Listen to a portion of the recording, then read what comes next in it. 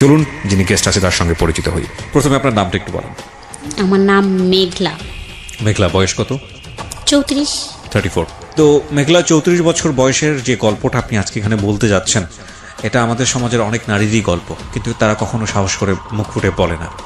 এবং আপনি আজকে সাহস করে এখানে এসেছেন, এবং নিশ্চয়ই কোনো না কোনো মেসেজ আছে যে কারণেই আজকে আপনি গল্পটা বলতে চান, যেটা সম্পর্কে আমি এখন পর্যন্ত ক্লিয়ার না। কিন্তু আপনার এই গল্পটার, যেটা আমি দেখলাম, প্রায় এক যুগেরও বেশি সময় ধরে এই ভুল বা অপরাধের সঙ্গে জড়িয়ে থাকা, যাই বলি না কেন আমরা, তাই কি? আচ্ছা, তো আমরা শুরু করি, একবার ব্যাকগ্রাউন্ড থেকে আসি, ছোটবেলা থেকে আসি। ছোটবেলা থেকে মানে আমি যখন ক্লাস 4-এ পড়ি তখন থেকেই আমি বুঝি, এর আগে আমার মনে নেই, আমি জানি না আচ্ছা, অবশ্য। ঠিক আছে। বাবা কি করতেন? কিছুই করে না। আচ্ছা। বাবা বেকার, ঘুরে ফিরে খায় দায়, এটাই। আমার দাদার অনেক জমি জমা ছিল, এগুলো বিক্রি করে আর খায়। একদম আমরা দেখছি ছোটবেলায় আমি, যে আমার বাবা 34 মাস যাত্রী বলে, গরমের সময়ও একদম পার নিচের থেকে মাথা পর্যন্ত একটা চাদর টাইনে ঘুমাতো দুপুরটা। মানে এই জিনিসটা দেখতাম যে একদম ঘুম সুন্দর করে একটা ঘুম দিত, উঠতো, আবার উঠে চলে যাইতো, ওই চার দোকানেই থাকতো। মানে 3-4-এ পড়ি, তখন তো পড়ালেখা করতেছিলাম, তখন ভালোই। তখন আমাদের জমি জমা ছিল অনেক, ফসল টসল থেকেই আমাদের সংসার চলতো। আমাদের কেউ তো আর ছিল না চাকরিজীবী বা কোনো ছিল না। আমি এরকম দেখতেছি যে অনেক কষ্ট। আমার দাদি জীবিত ছিল তখন। তো আমি ছোটবেলায় দেখা যাচ্ছে, আমি তো এত কষ্টই ছিল আমার মার, যে আমার মাও কাপড়ের অনেক কষ্ট করছে, খাবারের অনেক কষ্ট করছে, আমিও করছি। যে একটা সালোয়ার কামিজ পরছি, একটা দিয়ে অনেক 3 মাস পরা লাগছে। দেখা যাচ্ছে একটা সালোয়ার কামিজ আমার 3 মাস পর্যন্ত পরা লাগছে, তারপর আবার আর একটা সালোয়ার কামিজ আমার জন্য হয়তো বানানো হয়েছে। তাও আমার মা অনেক কষ্ট করে আমারে বানাই দিছে। বোন তো আর ছিল না, আমাকেই দিছে। ছোট 2টা ভাই ছিল।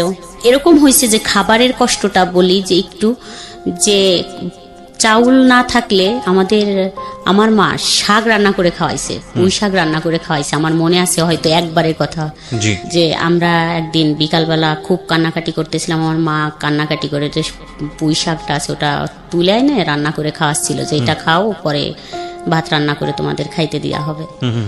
যাই হোক, এরকম 5 পাস করে 6-এ ভর্তি হলাম, 6 পড়লাম, তারপরে 7-এ উঠলাম।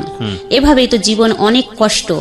তো 7-এ ওঠার আগে একটু বলি, যে যখন আমি 5-6-এ পড়ি তখন সাবান কিনা, আমি সাবান চিনতাম না আসলে, আমি সাবানটা কাকে বলে এটা জানতাম না। 5-6-এ পড়া অবস্থায় জানতেন না? না, আমি তাহলে বাসায় কি মানে প্রসাধনী সামগ্রীতে সাবান ছিল না, এরকম আমি চিনতামই না সাবান কাকে বলে। ও মাই গড।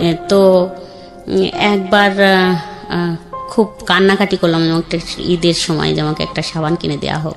আমার দাদি আমাকে আমার চুল ধুয়ে দিত মাটি দিয়ে। ও আচ্ছা, আমার দাদি ছিল জীবিত, তো আমাকে নদীতে নিয়ে যাইতো গোসল করার জন্য। আমাদের ডাঙ্গা এলাকা, পানি খুব কম থাকতো, নদী ছিল পাশে বারাসিয়া, ওখানে নিয়ে যাইতো। আমাকে বলতো যে এই মাটি দিয়ে চুল ধুয়ে দিলে তোমার চুল অনেক সুন্দর হবে। উনি ধুয়ে দিত আমার চুলগুলা মাটি দিয়ে। মানে এতটা কষ্ট। তো একবার আমি 5-এ মনে হয় না 6-এ পড়ি, তো কান্না করতেছিলাম ঈদের আগে, যে আমাকে সাবান কিনে দিতে হবে, না হলে আমি ঈদের দিন গোসলই করবো না। তা আমার বাবা আমাকে 5 টাকা দিয়ে একটা কসকো সাবান নিয়ে আসে, ছোট্ট একটা কসকো সাবান এনে দেয়। আমি খুব যত্ন সহকারে সাবানটা ব্যবহার করছিলাম অনেক দিন, 15 দিনের মতো। এভাবেই জীবন কাটতেছিল খুব কষ্টের ভিতর দিয়ে। যখন পরীক্ষা আসবে 7-এর, তখন আমি বাসে আমাকে একটা লোক দেখে এবং জিজ্ঞেস করে যে তোমার নাম কি। আচ্ছা, বাসে দেখে? তখন আমি আমার নামটা বলি আর বাবার নামটা, কিন্তু আমি একটু দুষ্টু ছিলাম, মানে খুব একটু চালু ছিলাম তখন। তো আমার নামটা বললাম, এবং বাবার নাম জিজ্ঞেস করলে আমি একটু মানে থমকে গেলাম, যে বাবার নাম কেন জিজ্ঞেস করে। তো আমি কি বলবো, বাবার নামটা মিথ্যে বলবো নাকি? আবার বললাম যে বাবার নাম মানুষ মিথ্যে বলে নাকি, বাবার নামটা সঠিকই বলতে হয়, নাইলে তো কি। মানে একটু দ্বিধাদ্বন্দ্ব করে 1 মিনিট ভাইবে বললাম যে না, বাবার নাম এটা। কিন্তু আমি নামলাম আমাদের গ্রামের মাঝখানে, যেখানে আমাদের বাড়ি তার থেকে মাঝখানে নেমে গেলাম। তা উনি ওইটা ফলো করছে, যে এখানে নামছে মেয়েটা। তো নামার পর উনি পরের দিন ওইখানে এসে নামছে, নাইমে জিজ্ঞেস করছে আমার বাবার নাম ধরে, যে অমুকের বাড়ি কোনটা। তা ওইখানের মানুষ বলছে না, এখানে তো তার বাড়ি না, তার বাড়ি হচ্ছে ওই পাড়া। অন্য একটা পাড়া। তা বলছে তার একটা মেয়ে আছে এই নাম, তা বলছে যে হ্যাঁ ওই পাড়া বাড়ি। তা উনি ওইখান থেকে আবার বাঁচে উঠে আমাদের এই পাশে আসছে। তখন সকাল 9টা বাজে, আমি গোসল করি স্কুলে যাবো দেখে রেডি হচ্ছি। এখন আমি দেখি ওই লোকটা আমাদের বাড়ি আসে। তা আমি ওই লোকটারে দেখে প্রথমত হাসি দিছি, বুঝতে পারছি যে কিছু একটা রং আছে হয়তো। ওই লোকটা আবার কালকে দেখলাম বাচের ভিতর, আজকে কেন দেখলাম যে আমার বাবার সাথে কথা বলতেছে। তখন আমার বাবা বাসায় ছিল। আচ্ছা, তো আমার বাবার সাথে কথা বলতেছে, তো আমার বিয়ের ব্যাপারে মনে হয় সম্ভবত আমার বিয়ের ব্যাপারেই কথা বললো। তা আমি তখন স্কুলে চলে গেলাম, তো ওনারা কি কথা হয়েছে তা তো আমি জানি না। যাই হোক স্কুল থেকে আসলাম, শুনলাম যে আমাকে নাকি দেখতে আসবে ছেলে পক্ষ থেকে কালকে। তা বললো যে কালকে তো বৃহস্পতিবার, ওই দিন মনে হয় বুধবার ছিল, তো বৃহস্পতিবারের দরকার নাই, তো স্কুলে থাকবে এটা মানে আমার কথা বললো, তো স্কুলে থাকবে তাহলে শুক্রবারে আসুক। আইসে আমাকে দেখলো, দেখার আগে আমার একটা ফুপি ছিল, উনি ওই ফুপিকে দেখে, দেখার পর তো বলে যে আমি এই মেয়েই বিয়ে করব। পরের ঘটনা জানছি এই মেয়েটা অনেক সুন্দর, আমি এই মেয়েই বিয়ে করব। যাই হোক ওনাকে দেখে পছন্দ করে সবাই। তারপরে যখন ওই ফুপি আমাকে নিয়ে আসে, মানে আমাকে একটা ড্রেস গোলাপি কালার, আমার মনে আছে গোলাপি একটা ড্রেস, একটা পন্স পরা ছিল আমার, আমাকে নিয়ে আইসে পরে আমার ভাসুর দেখে বললো না না ওই মেয়ে অনেক বয়স্ক, ওই মেয়ের দরকার নাই, এইটাই নিব আমরা। যাই হোক এভাবে দেখে চলে গেল। ওই দিন আবার সকালে আসছে ওরা 8টা-9টা বাজে, তখনই আইসে সারাদিন আমাদের বাড়ি ছিল। তো উনি হচ্ছে যার সাথে আমার বিয়ে হবে, উনি একটু বাইরে ওয়াশরুম না বলতে মানে বাইরে গেছিল। তো বার থেকে হাইটে আসতেছিল, হাইটে আসা দেখে আমার মা সে দেখে বলতেছিল যে ছেলেটা কিন্তু আমার পছন্দ হয় নাই। আচ্ছা, আমার বাবাকে বললো যে দেখো তুমি যে মেয়েটাকে বিয়ে দিবা নিয়ে বসায় রাখছো সন্ধ্যা পর্যন্ত, দেখে চলে যাইতো তারপর কিছু বলতে, কিন্তু এই যে বসায় রাখলে সন্ধ্যা পর্যন্ত, তো ছেলেটা দেখে কিন্তু আমার ভালো লাগলো না। তো আমি ভিতরে দেখলাম যে আমার আব্বা আর আমার মা ঝগড়াঝাটি করতেছে, মানে একটু কথা কাটাকাটি করতেছে যে তোমার সব সময় খালি খুদ দরাদরি। বললো যে না একটু বয়স্ক মনে হয় ছেলেটার হচ্ছে পাটা মনে হয় খোড়া, এটা বললো একদম ডাইরেক্ট, বললো যে পা খোড়া মানে হাঁটতে পারে না, এরকম মনে হলো, এই জন্যই এত সময় বসেছিল ওঠে নাই। তো এই ছেলের সাথে মেয়ে দেওয়ার দরকার নাই বা দিব না, আমার মেয়ে নিয়ে আমি দরকার হলে বাবার বাড়ি চলে যাবো। আচ্ছা, তা আমার বাবা খুব রাগারাগি করলো, বললো যে এত কথা বলো না, মানে ওদের টাকা পয়সা আছে, অনেক চাকরিজীবী ছেলে টেলে আছে, বিসিএস কেডার অফিসার আছে ফ্যামিলিতে অনেক ভালো ভালো, এটা দেখে মানুষ তো খালি ছেলে দেখে বিয়ে হয় না, আশেপাশে একটু দেখতে হয়, তাই কথাবার্তা বললো। যাই হোক ওরা চলে গেল। তো এটা নিয়ে খুব গ্যাঞ্জাম চলতেছিল। তো আমাদের বাড়ির থেকে সবাই দেখতে যাবে আমার হাজবেন্ডদের বাড়ি, তো গেল আমার দাদা টাদা মানে মুরব্বী যারা এরা গেল 12-13 জন, একদম ছোট বাচ্চা টাচ্চা কাউকে নিল না আর কি, 15 বছরের নিচে কাউকে নেয়নি, তারও উপরে কাউকে নেয়নি, 20 বছর বয়সেও কাউকে নেওয়া হয়নি, শুধুই একদম মুরব্বী 12-13 জন লোক গেল দেখার জন্য। তারা সবাই সম্মতি দিল যে হ্যাঁ চলে, মানে ওই বংশীয় দিক দিয়ে এবং টাকা পয়সা আমার বাবার থেকে, ওই যে আমার বাবা তো গরিব, বংশীয় দিক দিয়ে টাকা পয়সা এসে শান্তিতে থাকবে মেয়েটাই, এই হিসাবে চলে। সামনে সবে বরাত আসে, সবে বরাতের ভিতরে আমার বিয়ে হয়ে যায়, 15 দিনের ভিতরে আমার বিয়ে হয়ে যায়। আচ্ছা, তো আপনি কি বুঝতে পারছিলেন ওই সময়টাতে বিয়ে মানে কি? আমি আসলে যখন আমার বিয়ে ঠিক হয়ে যায়, একদম দিন পড়ে যায়, দেখা দেখির ভিতর আমি অতটা বুঝতাম না, হাসি খুশি ছিলাম, কোনো কিছুই না। কিন্তু যখন দিন পড়ে যায় তখন আমার মা ছিল না, এই রাগারাগি করে আমার নানা বাড়িতে চলে যায়। চলে গেলে যখন বিয়ের দিন আবার একটা শুক্রবারের দিন পড়লো, তা আমি গেলাম আনার জন্য আমার মাকে, যে মা আমাকে তো বিয়ে দিয়ে দিচ্ছে, তাই তুমি কেন আসবা না? তো বললো যে আমার তো এই ছেলে পছন্দ না, তুমি তোমার বাবাকে নিয়ে তোমাদের বিয়ে শাদী, তোমার দাদি আছে জীবিত, যাও তোমরা বিয়ে শাদী করো, পরে আমি আসবো। তা আমি অনেক কান্নাকাটি করলাম যে আসো। যাই হোক আমি মনে হয় এখন কি বলবো, আমার মনে হয় খুশি ছিলাম আমি। আপনি আসলে বুঝিনি খুশি কি দুঃখ কি আর কষ্ট কি? হ্যাঁ, আমি কখনো বুঝিনি যে আসলে ওইখানে গেলে আমার এটাই মনে হচ্ছিল যে অনেক বড় লোক, একটু আমার অনুভূতিটা বলি যে একটু বড় লোক, তাহলে তো ভালোই, সবকিছু তো সুন্দরী, তো এখান থেকে ওখানে গেলে তো ভালোই থাকবো। আমি তো আসলে স্বামী স্ত্রী এটা ভাবিনি, আমি মনে করছি এই ফ্যামিলির থেকে ওই ফ্যামিলিতে গেলে, যেহেতু বলতেছে এত সুন্দর ঘর দরজা বাড়ি গাড়ি আছে, সবকিছু আছে, ব্যবসা করে ছেলে, অনেক টাকা আছে, তাহলে তো আমি যা চাইবো তাই পাবো। তো বিয়ের 2-3 দিন পর বিয়ে হয়ে গেল। যাই হোক আমাকে আমার বাবার বাড়ি রাখা হলো, নিল না। তো বিয়ের মনে হয় 2-3 দিন পরেই বা পরের দিন, আমার ভালো মনে নেই, অনেক দিন আগের কথা। তো সামনে রমজান, একবারে ঈদেই আসলো। আসে পরে আমাকে নিয়ে গেল এখান থেকে। তো আমি খুব খুশি, একটা ভ্যান গাড়ি নিয়ে আসলো। তাতে আসলো হচ্ছে বর হলো আমার ননদের একটা ছেলের 4 বছর বয়স, একটা মেয়ের মনে হয় 7 বছর বয়স, আর একটা দেবর তখন আমার সাথে ক্লাস 7-এ পড়ে, আর একটা ননদ 5-এ পড়ে, আর একটা ননদ হচ্ছে একটু বড়। এরকম 4-5 জন পিচ্চি পাচ্চা এসে একটা ভ্যানে আমাকে নিয়ে গেল। আমি তো কান্নাও করলাম না, খুব খুশিতেই চলে গেলাম। অবশ্য আমাকে এখনো ওরা খেপায় যে একটু কান্নাও করনি কোনোদিন, এত খুশিতে চলে আসে। বুঝলে না কান্না করবেন, বুঝেনি তো নি আসলে কি হচ্ছে। আসলে সত্যি এটাই। আর আমি চলে আসলাম এখানে, আইসে আমি তো খুব খুশিতেই আছি, এখানেও খুশিতেই আছি। তো যাই হোক, ওই সময় 1 মাস পর না 2 মাস পর, আমি ভালো জানি না, আমার মনে নেই এতদিনের কথা, তখন আমার বাচ্চা কনসেপ্ট করে। তখন আপনার বয়স কত? তখন বিয়ের 1 বছর, ক্লাস 7-এ পড়বে একটা বাচ্চার বয়স 12 বছর সর্বোচ্চ।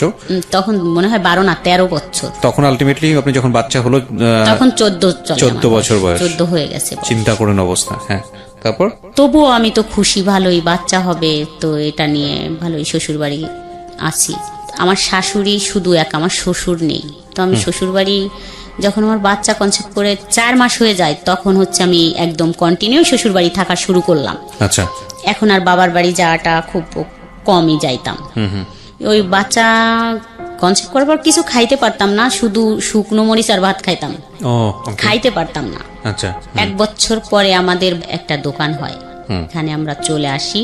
এর মাঝখানে তো ভালোই একটু বুঝতাম না, ভালোই কাটলো। তো যখন আসলাম, তখন আসার পরে এক আপা ছিল, ওই আপা গল্প করতো তার স্বামী স্ত্রীর বিষয় নিয়ে।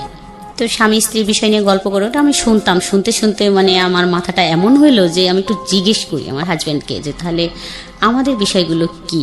আচ্ছা। তো একদিন আমি জিজ্ঞেস করলাম যে আসলে এটা তো ঠিক না। তো দেখলাম চুপ থাকে, কথা বলে না। এটা সংসার কত বছর হওয়ার পরে? 6 বছর। 6 বছর গেছে, আপনি আসলে কিছুই বুঝতেন না বিষয়টার। এর মধ্যে একটা বাচ্চা চলে এসছে, একটা বিষয় আপনি আপনার প্রতিবেশী কারো কাছ থেকে জেনেছেন, জানার পরে মনে হয়েছে যে আপনার হাজবেন্ডের ভেতরে বা আপনাদের যে কনজুগাল রিলেশনশিপ, মানে আপনাদের যে স্বামী স্ত্রীর সম্পর্ক, সেটা 8-10টা স্বাভাবিক সম্পর্কের মতো না। এবং সেই জায়গাটা থেকে আপনি আপনার হাজবেন্ডকে কোয়েশ্চেন করেছেন যে তাহলে এটা কি। তো মানে এটা যদি আপনার কানে না আসতো পাড়া প্রতিবেশীর কাছ থেকে, তাহলে আলটিমেটলি আপনি জীবনে হয়তো কোনোদিন বুঝতেও পারতেন না যে এটা একটা সমস্যা, মানে আপনাদের মধ্যে যেটা আছে। আমার কাছে তাই মনে হয় যে কিন্তু কখনো বুঝতামই না, মনে হয় যে এটা কোনো সমস্যা হতে পারে। তারপর জিজ্ঞেস করার পরে ওনার রিপ্লাই কি ছিল? উনি চুপ থাকতো সব সময়, চুপ, কথাই বলতো না। তো এত টাকা ইনকাম করতো, ওগুলো নিয়ে বাবা মা ভাই বোন নিয়েই চলতো, আমাদের প্রতি এত গুরুত্ব দিত না। আমি আর আমার মেয়েটা নিয়ে যে আমরা বাসা নিয়ে থাকতাম, এখানেও কোনো নাই। দেখা যাচ্ছে রাত 12টার পরে বাসায় ফিরতেছে, আসতেছে না বাসায়, 12টার পর ফিরতেছে। তারপরে দেখা যাচ্ছে যে বাজারটা আমাদের যদি কিছু বলতেছি যে একটা কিছু কিনে দাও, একদম না, দিবানি না বলতো না, অবশ্য বলতো দিবানি, কিন্তু ওই দিবানি পর্যন্ত, এরপর আর কখনো দেয়া হতো না, মানে দিচ্ছেই না এরকম। যদি আমাদের প্রয়োজনীয় কাপড় চোপড় লাগবে বা বাচ্চার কিছু, দিবানি পরে, এখন তার কি, এখন যাও, এরকম করে বলতো। যে আমি বাজার আনতে গেছি ওর দোকানে, বলতো যাও পরে আসো, এখন না, এরকম করতো। তাই এই একটা আসলো মাথার ভিতর যে এরকম করে, তো যা চলে যাব এখান থেকে, থাকবো না। তো এটা নিয়ে যখন এখানে আসলাম আমি বাসা নিয়ে, তখন কিন্তু আমার হাজবেন্ড গায়ে হাত তোলা শুরু করলো। আচ্ছা। এখানে আসার পরে ওই যেগুলো নিয়ে চাহিদা বেড়ে গেল, এটা চা আর সেটা চা, বাজার ঘাট চাওয়া, তখন কিন্তু গায়ে হাত তুলতো। মাঝে মাঝে এমন হতো যে আমার গায়ে নীল দাগ হয়ে যাইতো। আমার মেয়ে খুব কান্না করতো যে এরকম মানুষকে মারে, মানে ছোট ছিল ওটা, এরকম ডলে দিত, বলতো ব্যথা লাগতেছে আম্মু, ছোট ছিল, নীল হয়ে যাইতো, মানে আমার গাটা দেখা যাইতো যে মার দিছে। এখন কেন দিত সেটাও আমি জানতাম না অনেক সময়, যে একটা বাজারের কথা বললেই এরকম মারে। তো খুব রাগ হইতো যে আমি চলে যাব, বাবার বাড়ি যাইতাম। তো বাবার বাড়ি গেলে আমার মা বলতো যে না, স্বামীর থেকে হলো আসতে হয় না, স্বামী হচ্ছে অনেক জিনিস, স্বামী খুশি না থাকলে ভেস্তে যাওয়া যায় না, বা শান্তি হয় না, মানুষ ভিক্ষে করে খায়, এটা যাও। তো আমি সকালে গেলে বিকালেই আমাকে পৌঁছে দিত যে যাও চলে এখনই। আবার আমি চলে আসতাম এখানে, এরকম কিছুদিন কাটলো। তারপরে যাই হোক, ওই আপার ওই কথা শুনে এখন আমার মাথায় আসলো যে যা, এখন আমি একটা প্রেম করব, আমার মাথায় এরকম আসলো। আমি কিছুতেই ওখান থেকে বেরোতে। আপনার হাজবেন্ডকে যখন জিজ্ঞেস করলেন তখন আপনার হাজবেন্ড কি বললো?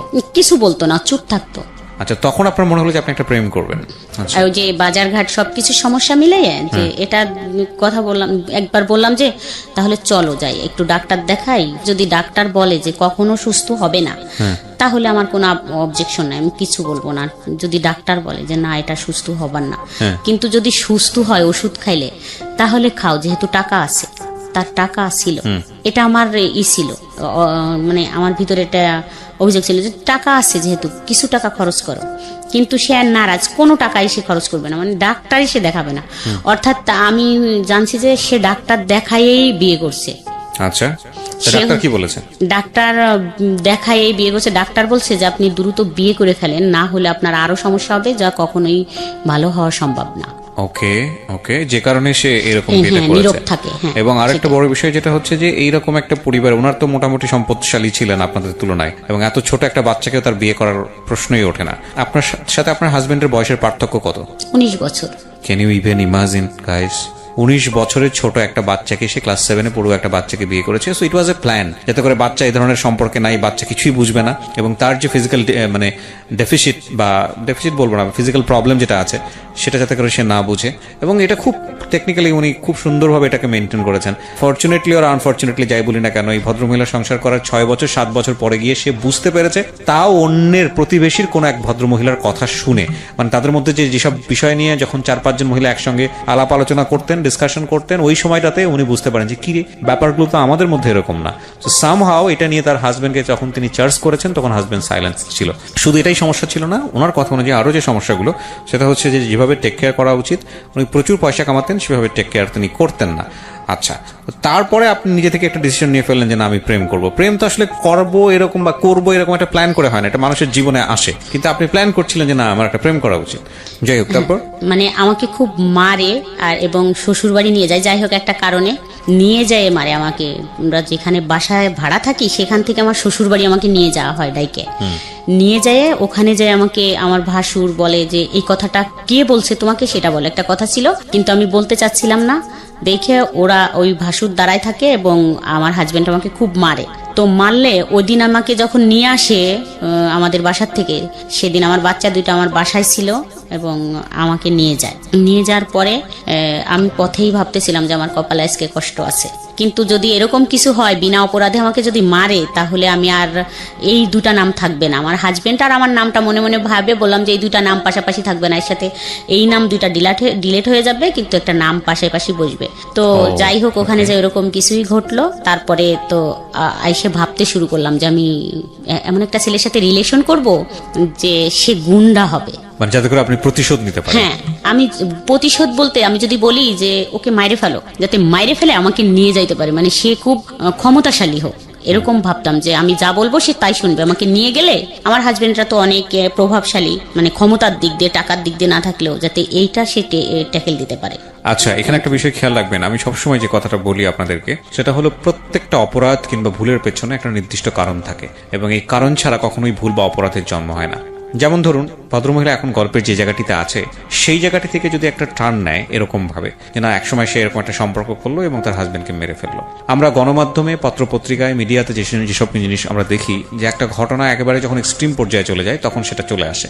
যেমন ধরেন, কিছুদিন আগে এরকম একটা খবর আপনারা হয়তো সোশ্যাল মিডিয়াতে দেখেছেন যে একজন ভদ্রমহিলাকে অ্যারেস্ট করা হয়েছে, পুলিশ অ্যারেস্ট করেছে, এবং সে অ্যারেস্ট করার সঙ্গে সঙ্গে জবানবন্দি দিয়েছে যে সে তার হাজবেন্ডকে ঠান্ডা মাথায় খুন করে ওয়ার্ড্রয়ারে রেখে দিয়েছিল 6 দিন বা 7 দিন। এখন এইটা ডিরেক্টলি যখন একটা পত্রপত্রিকা বা মিডিয়াতে চলে আসে, তখন আপনি শুধু এটুকুই জানেন কি করেছে, মহিলাটা তার হাজবেন্ডকে খুন করেছে, এবং মহিলা দেখা যাচ্ছে কানতে কানতে সে একটা স্টেটমেন্ট দিচ্ছে কি যে আমি আমার হাজবেন্ডকে খুন করেছি, খুন করে তাকে একেবারে ড্রয়ারে রেখে আমি অফিসে করেছি। ভদ্রমহিলা গার্মেন্টসে কাজ করে, অফিস করে এসে 2 দিন যাবত সে অফিস করেছে, তারপরে গিয়ে এসে ধরা পড়েছে।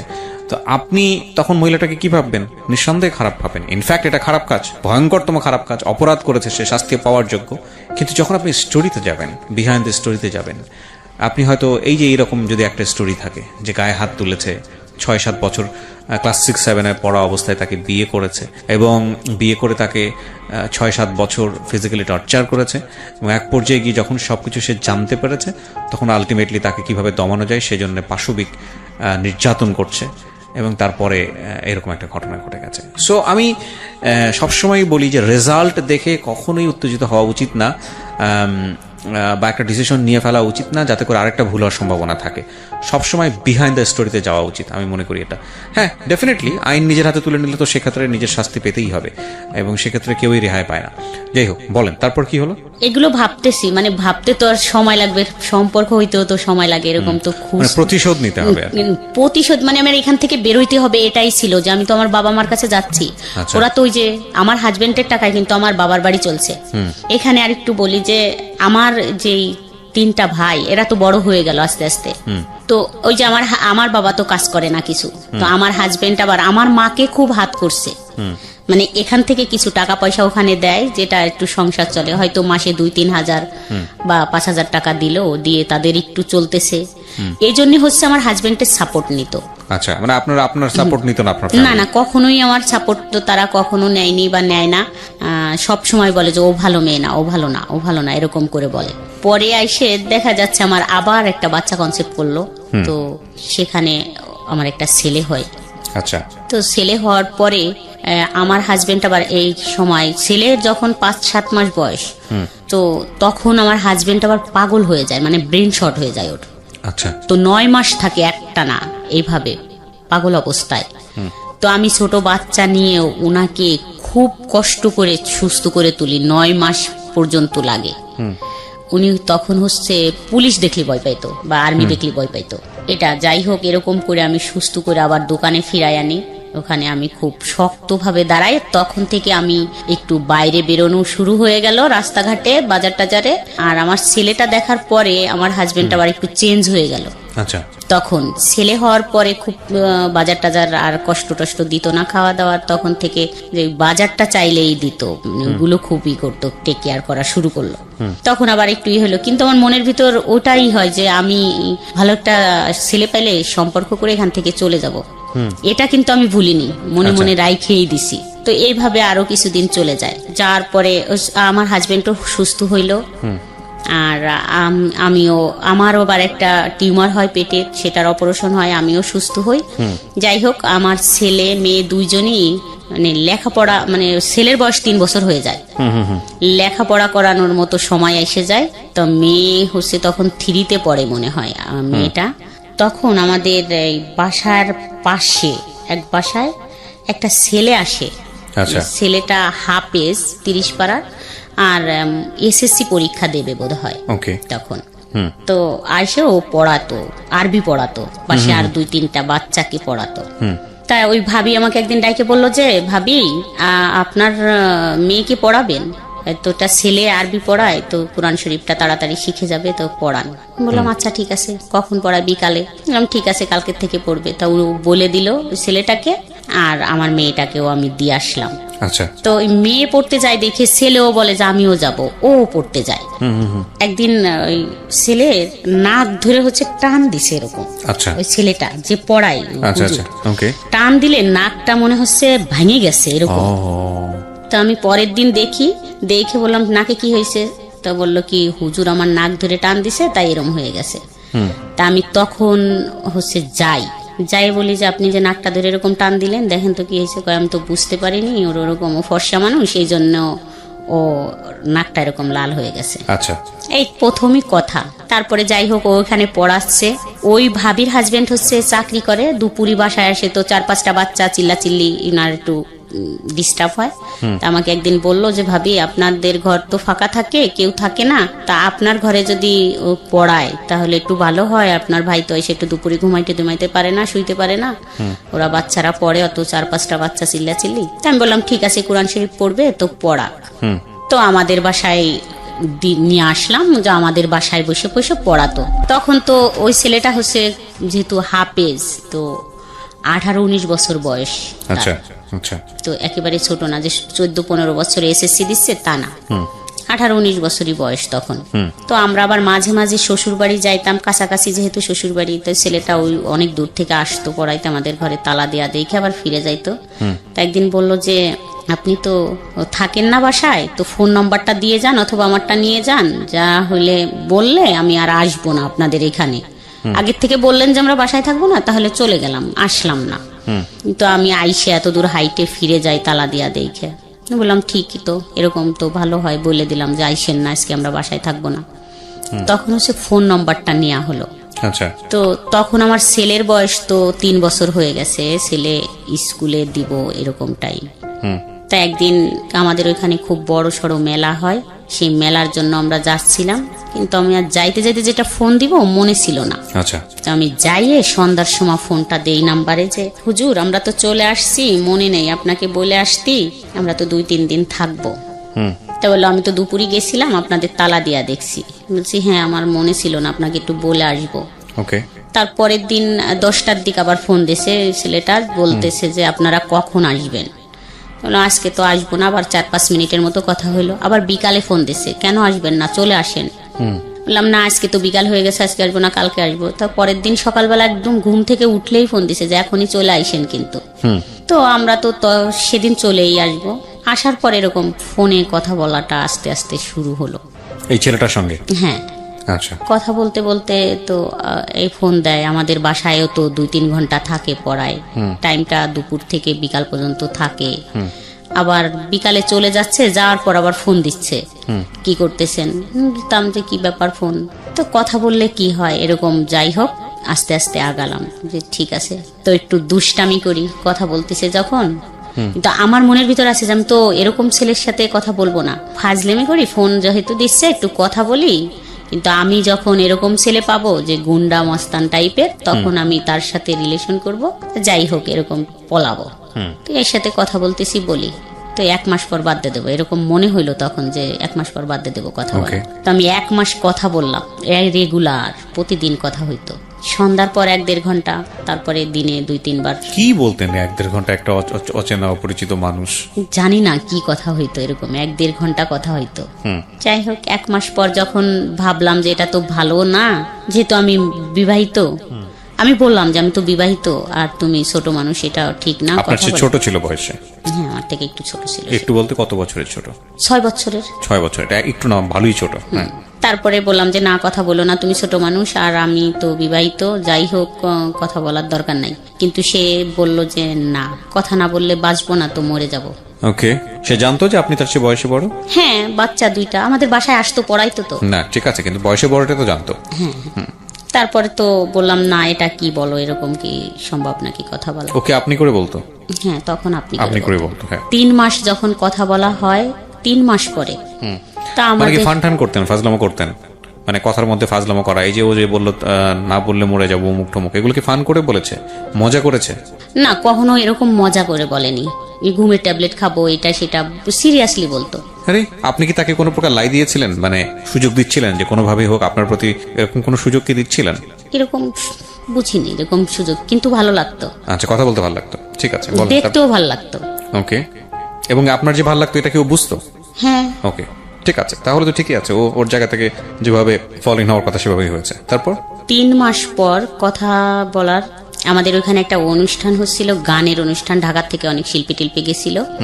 অবশ্য সেদিন প্রথম বলল যে এখানে যাওয়া যাবে না, যেহেতু ও হুজুর, মানে ও তো হাফেজ ছিল 30 পাড়ার। তো আমি একটু যেহেতু এরকম সাজুগুজু করতাম, এগুলো থেকে শুরু করলো যে না এরকম সাজা যাবে না, বোরখা পরে চলতে হবে বা মুখ টুক ঢাকতে হবে, পর্দা করতে হবে, নামাজ পড়তে হবে। তো নামাজে ফুল ফিট চলে আসলাম, 5 ওয়াক্ত নামাজ পড়া।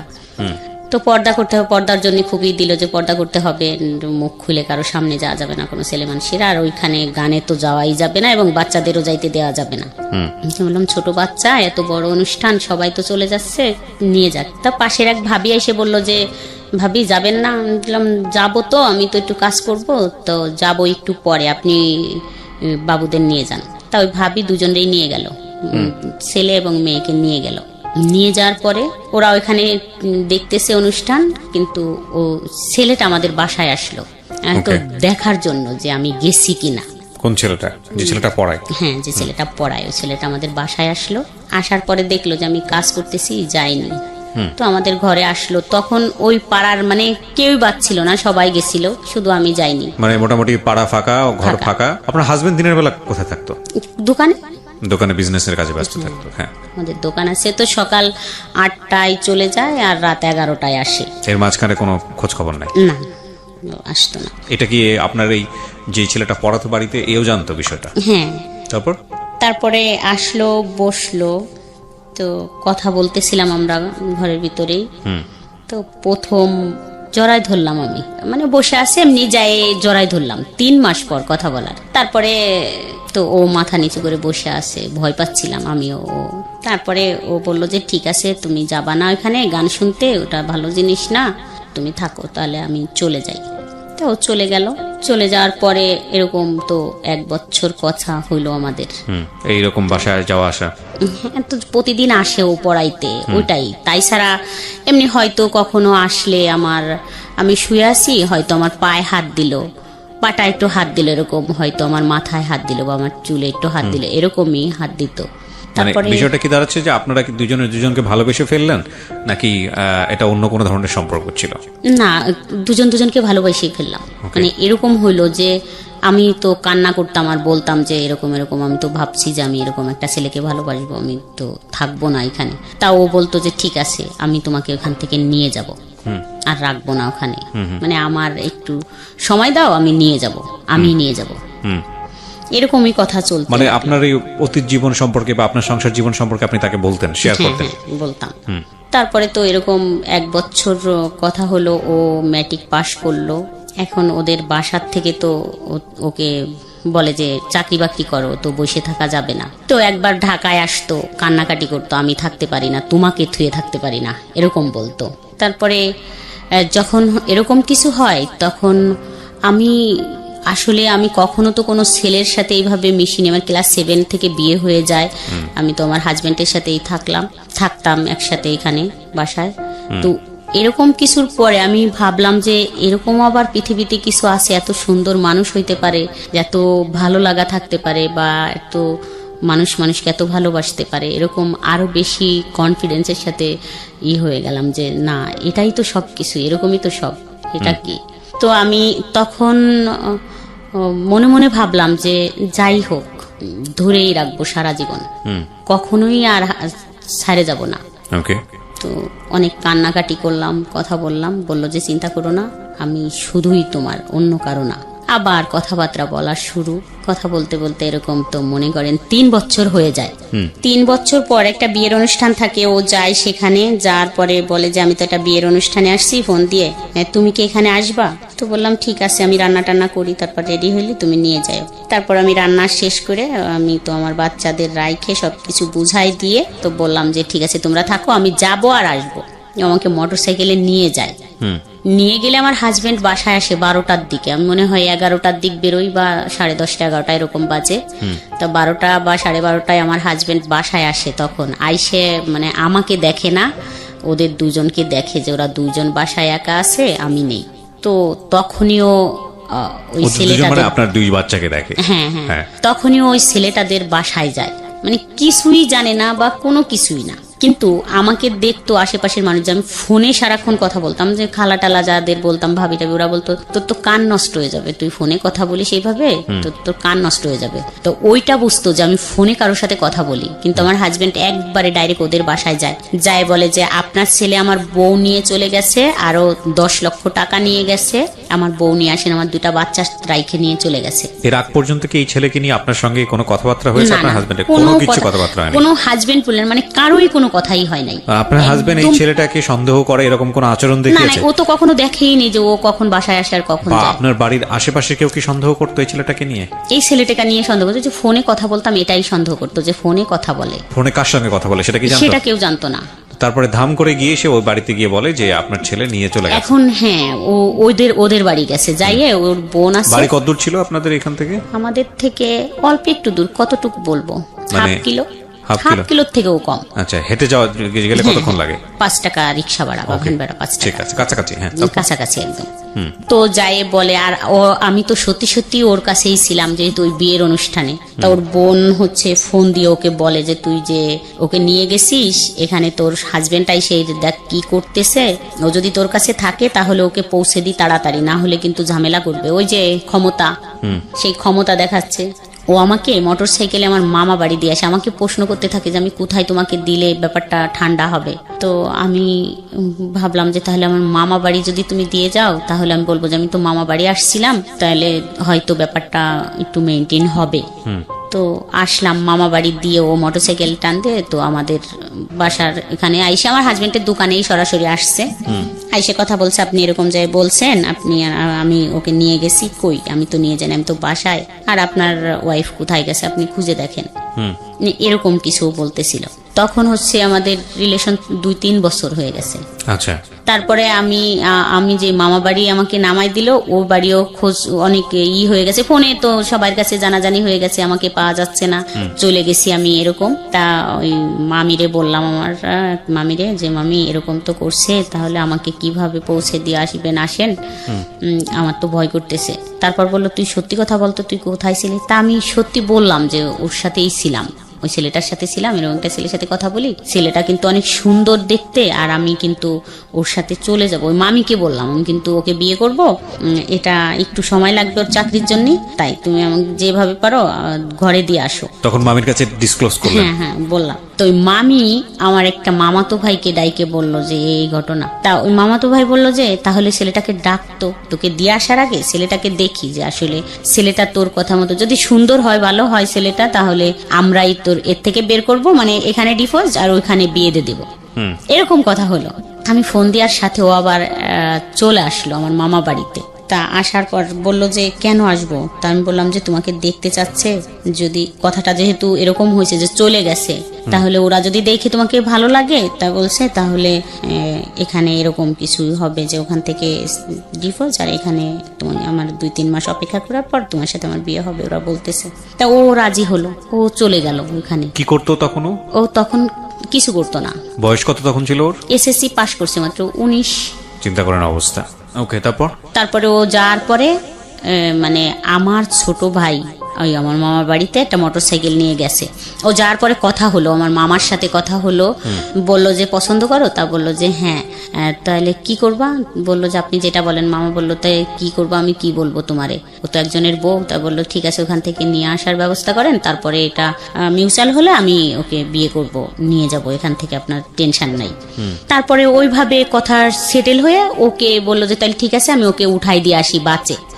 পাশেই রাস্তা, হাইওয়ে নিয়ে গেছে, কিন্তু আমাকে ফোন দিয়ে বলতেছে এখানে কিছু লোক আমাকে আটকে রাখছে, তুমি একটু আসো। তো আমি ছেলেটা আমাকে ফোন দিয়ে বললো যে আমাকে তো এখানে আটকে রাখছে, তুমি একটু আসো, দেখো আমাকে তো বাসে উঠতে দিচ্ছে না, আমাকে যাইতেই দিচ্ছে না। এখন বলে তোমার হাজবেন্ড কাকে কাকে নিয়ে আসতেছে, এখানে তো ঝামেলা। তো আমি দৌড়ে গেলাম, আমার মামি, ওই মামিটাও গেল সাথে, দুজনে দৌড়াই গেলাম। যাই দেখলাম যে আমার ছোট ভাই, মানে আমার ছোট ভাই আপন ছোট ভাই ওখানে দাঁড়ায় আছে, অনেক লোকজন, মানে বিশৃঙ্খল খুবই একটি হচ্ছে, ওকে মারতে যাচ্ছে, হে তুই একজনের বউকে নিয়ে আসছিস হ্যান ত্যান। তাও বলতেছে না আমি তো নিয়ে আসিনি, আমাকে তো ডাইকে আনা হয়েছে, এরকম বলতেছে। ও যাই হোক, পরে আমি যাই দেখলাম যে খুব চিল্লাচিল্লি হচ্ছে। তা আমি আমার ওই ছোট ভাইয়ের 2 পা জড়ায় ধরলাম, বললাম যে ভাই সাইরে দে, ওকে চলে যাইতে দে, তারপর যা বলিস আমাকে বলিস বা এইভাবে বলিস, যে তোর ভাইয়া যদি আসে তুই বলতে পারবি যে আমার বোনের নামে এরকম একটা মিথ্যে অপবাদ দিচ্ছেন, কেউ তো ছিল না, নিয়ে যান আপনি, এইভাবে দিয়ে দিস, আমি আর জীবনে কখনো কথাও বলবো না ওর সাথে। কিন্তু ওরা তা শুনলো না। আমি বললাম যে সাইরে দে, আমি আর কথা বলবো না, যা তোদেরকে তোরা যেভাবে বলিস সেভাবেই হবে, কিন্তু ওকে যাইতে দে। দিল না, যেতে দিল না, ওরা আটকেই রাখলো। রাখার পরে তখন আমার ফোনটা কাইরে নিয়ে গেল, বাড়ির পর নিয়ে আসলো। এখানে আমার একটা প্রশ্ন আছে, সেটা হচ্ছে যে আপনার যে ছেলেটার সঙ্গে সম্পর্ক, ও তো আপনার হাজবেন্ডের দোকানে গিয়ে দেখা করে আসছে অলরেডি, তারপরে যে আবার আমি ফোন দিয়ে আনছি। আচ্ছা, ওই একই দিনে ঘটনাগুলো ঘটে যাচ্ছে? হ্যাঁ। আচ্ছা, তো আপনি ফোন দিয়ে আনার পথে এটা আপনার ভাইয়ের হাতে পড়লো কিভাবে ওই ছেলেটা? জানি না, ওই আমার মামাতো ভাই বললো যে আমি ওকে আগায় দিয়ে আসি, উঠাই দিয়ে আসি, বাচ্চা ও তো চিনবে না। ও এখানে এসে আপনার সঙ্গে দেখাও করেছে? হ্যাঁ, দেখা করে যে কথা হয়েছে, কথা হয়ে তারপরে চলে গেছে, যাওয়ার পরে ধরা পড়ছে? হ্যাঁ, যাওয়ার পরে রাস্তায় যখন, তখন আপনি আপনার মামাতো ভাইয়ের এখানে? হ্যাঁ, মামা বাড়ি। আমাকে তো মামা বাড়ি নামাই দিচ্ছে। ওকে ফাইন, তারপর তো বাড়ির পান নিয়ে আসলো, খুব মারামারি, আমাকেও খুব গালাগালি করলো। এটা কে করছে? আপনার ভাই?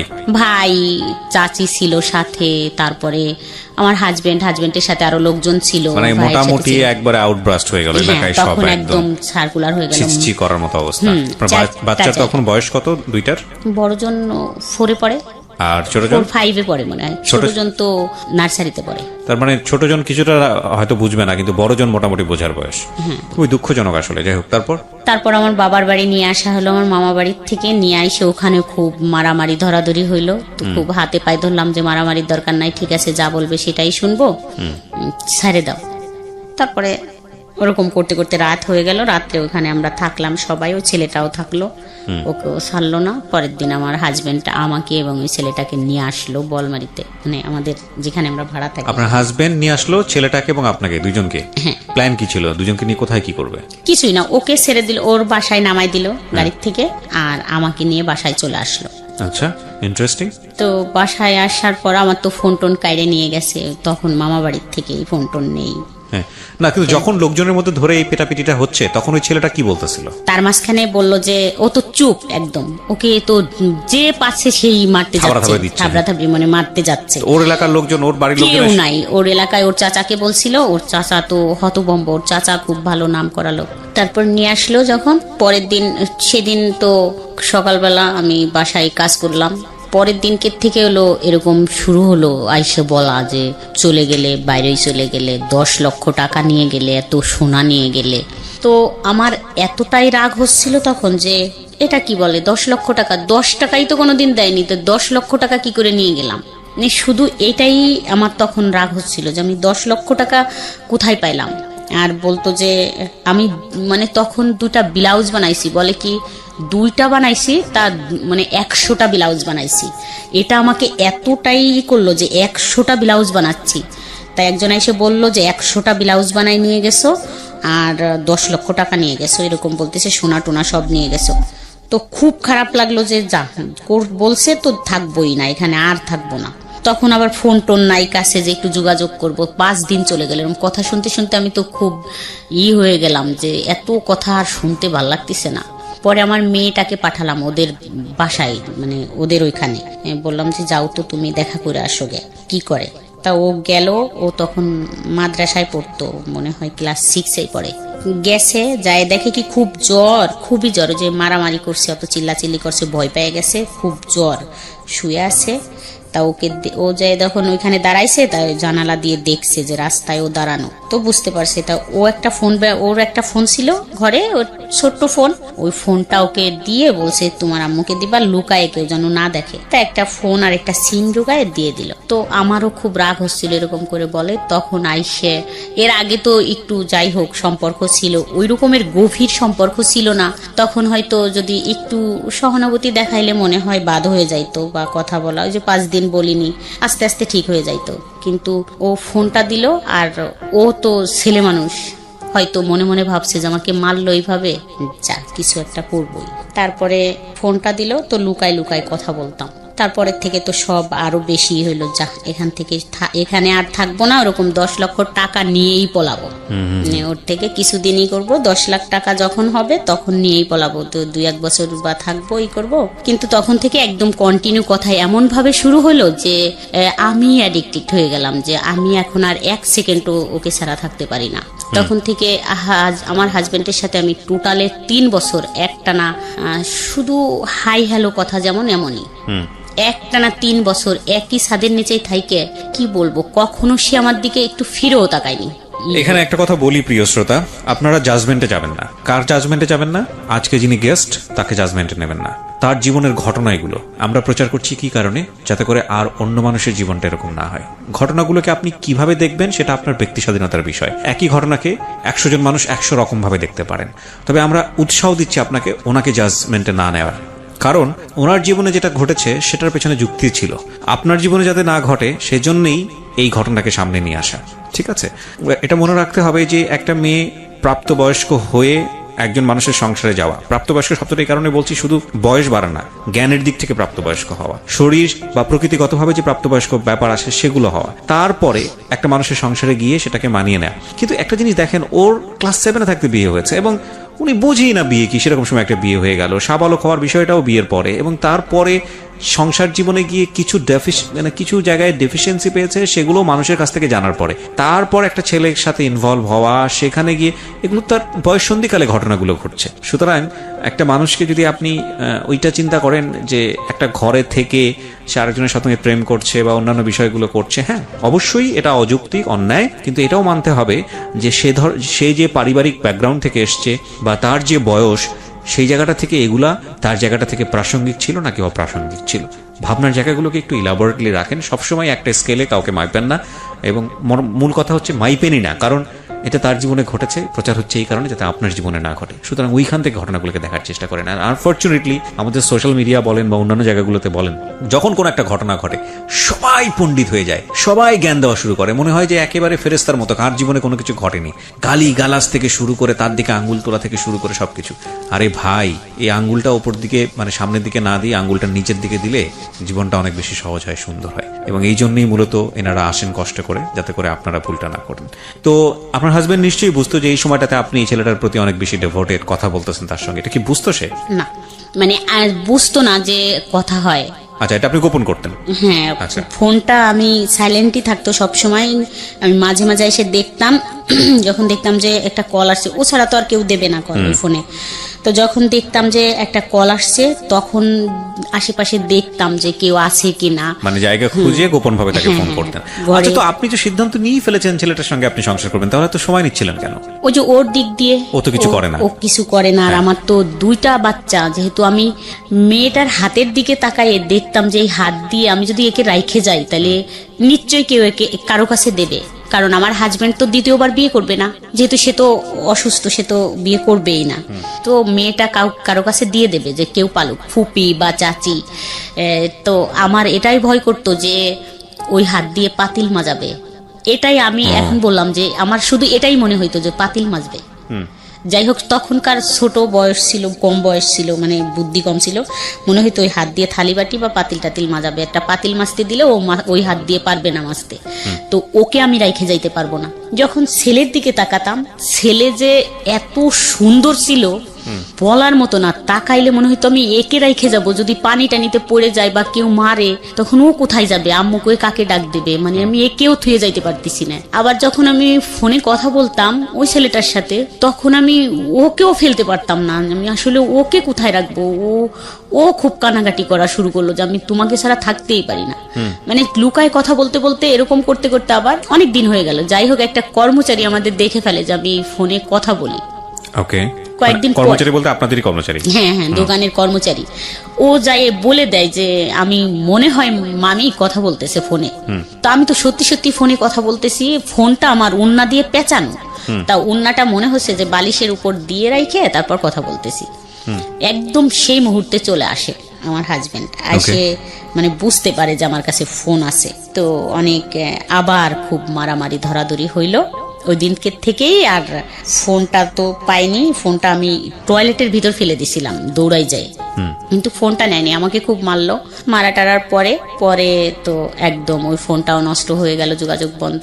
তো 10-15 দিনের ভিতর একদম একটু কাছাকাছি চলে আসলাম, হাজবেন্ডের বুঝাই টুঝাইয়ে একটা ফোন কিনে নিলাম আবার।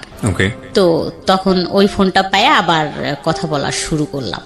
আচ্ছা, কথা বলার পরে মাসখানিক পরের থেকে হলো যে এটা শুরু হলো। আজ হাজবেন্ডের সাথে কথা বলা একদম, মানে ও বলতো যে একদম কথা বলবা না, আমি নিয়ে যাব অল্প কিছুদিনের ভিতর, আমি কিছু করলেই নিয়ে যাব।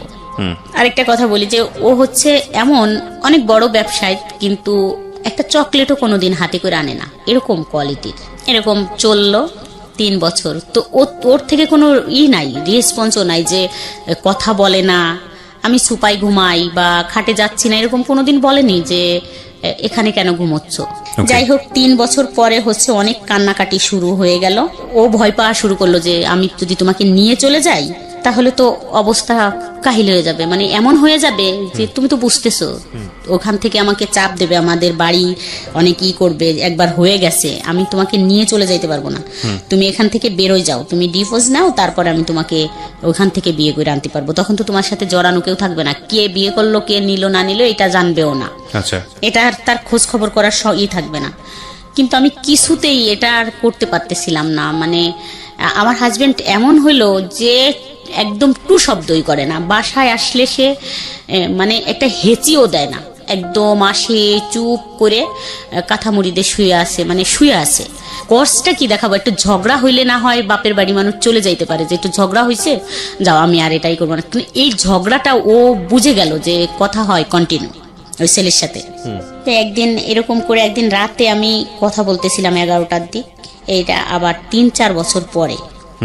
তো বাসার গেটের সামনে দাঁড়ায় কথা বলতেছি, দেখলাম যে ঘুমাচ্ছে। আমি আসতে ফোনটা নিয়ে বাইরে এসে কথা বলতেছি, 11টা বাজে মনে হয় তখন রাত। একটা দেখলাম যে উঠে এসে আমার পিছন থেকে একদম চুল ধরে টানে নিয়ে গেল বাসার ভিতরে। আপনার জামাই? হ্যাঁ, আমার হাজবেন্ড নিয়ে গেল, নিয়ে যায় ফোনটা লাইনেই আছে, খুব মারামারি মানে মারলো, কান্না করতেছিলাম, ফোনটা কাড়ে নিনি, ফোনটা আমার হাতেই আছে, আমাকে খুব মারলো, মারার পর ও শুনলো, তো তখন ও বললো যে হয়তো বাসায় কথা বলছে ওর মার সাথে, তো তখন বেকার। তো মারটার শোনার পরে তো আমাকে পরের দিন সকালে ফোন দিল 10টার দিক, বললো যে তুমি কি বাসায় আসতে পারবে আমাদের। কাকে ফোন দিল? আমাকে ফোন দিল। যে ছেলেটার সঙ্গে আপনি প্রেম করেন সেই ফোন দিল? সে। আচ্ছা। তা বললাম যে হ্যাঁ আসতে পারবো না কেন, মানে চলে যাবে আমার হাজবেন্ড, তারপর 10টা-11টার দিক আসবো। তারপর আমি তো 10টা-11টার দিক গেলাম। আচ্ছা, বাই দ্য ওয়ে, আপনি যখন আপনাকে গায়ে হাত তুলতো বা অত্যাচার করতো, ইন দ্য মিন টাইম আপনি কি তাকে কোনো খোঁটা দিতেন যে আজকে আমার এই পরিস্থিতির জন্য তুমি দায়ী বা এরকম কোনো কিছু বলতেন? না, কখনোই বলতেন না, কিচ্ছু বলতেন না। প্রত্যেকটা মানুষের প্রতিক্রিয়া জানানোর ধরন আসলে ডিফারেন্ট। যাই হোক, তারপরে আমি গেলাম, ওর ভাই বোনের সাথে আমার দেখা হতো, বাজার টাজারে কথা হতো সবার সাথেই, কিন্তু ওর মাকে প্রথম দেখলাম, যায় জড়ায় ধরলাম, মা বলে ডাকলাম। মানে ফ্যামিলি জানতো? হ্যাঁ, ফ্যামিলি জানতো, কিন্তু ওই বোন টোন ভাই দেখতো না, মানে ওর বোনদের সাথে দেখা হতো, ভাগ্নিদের সাথে।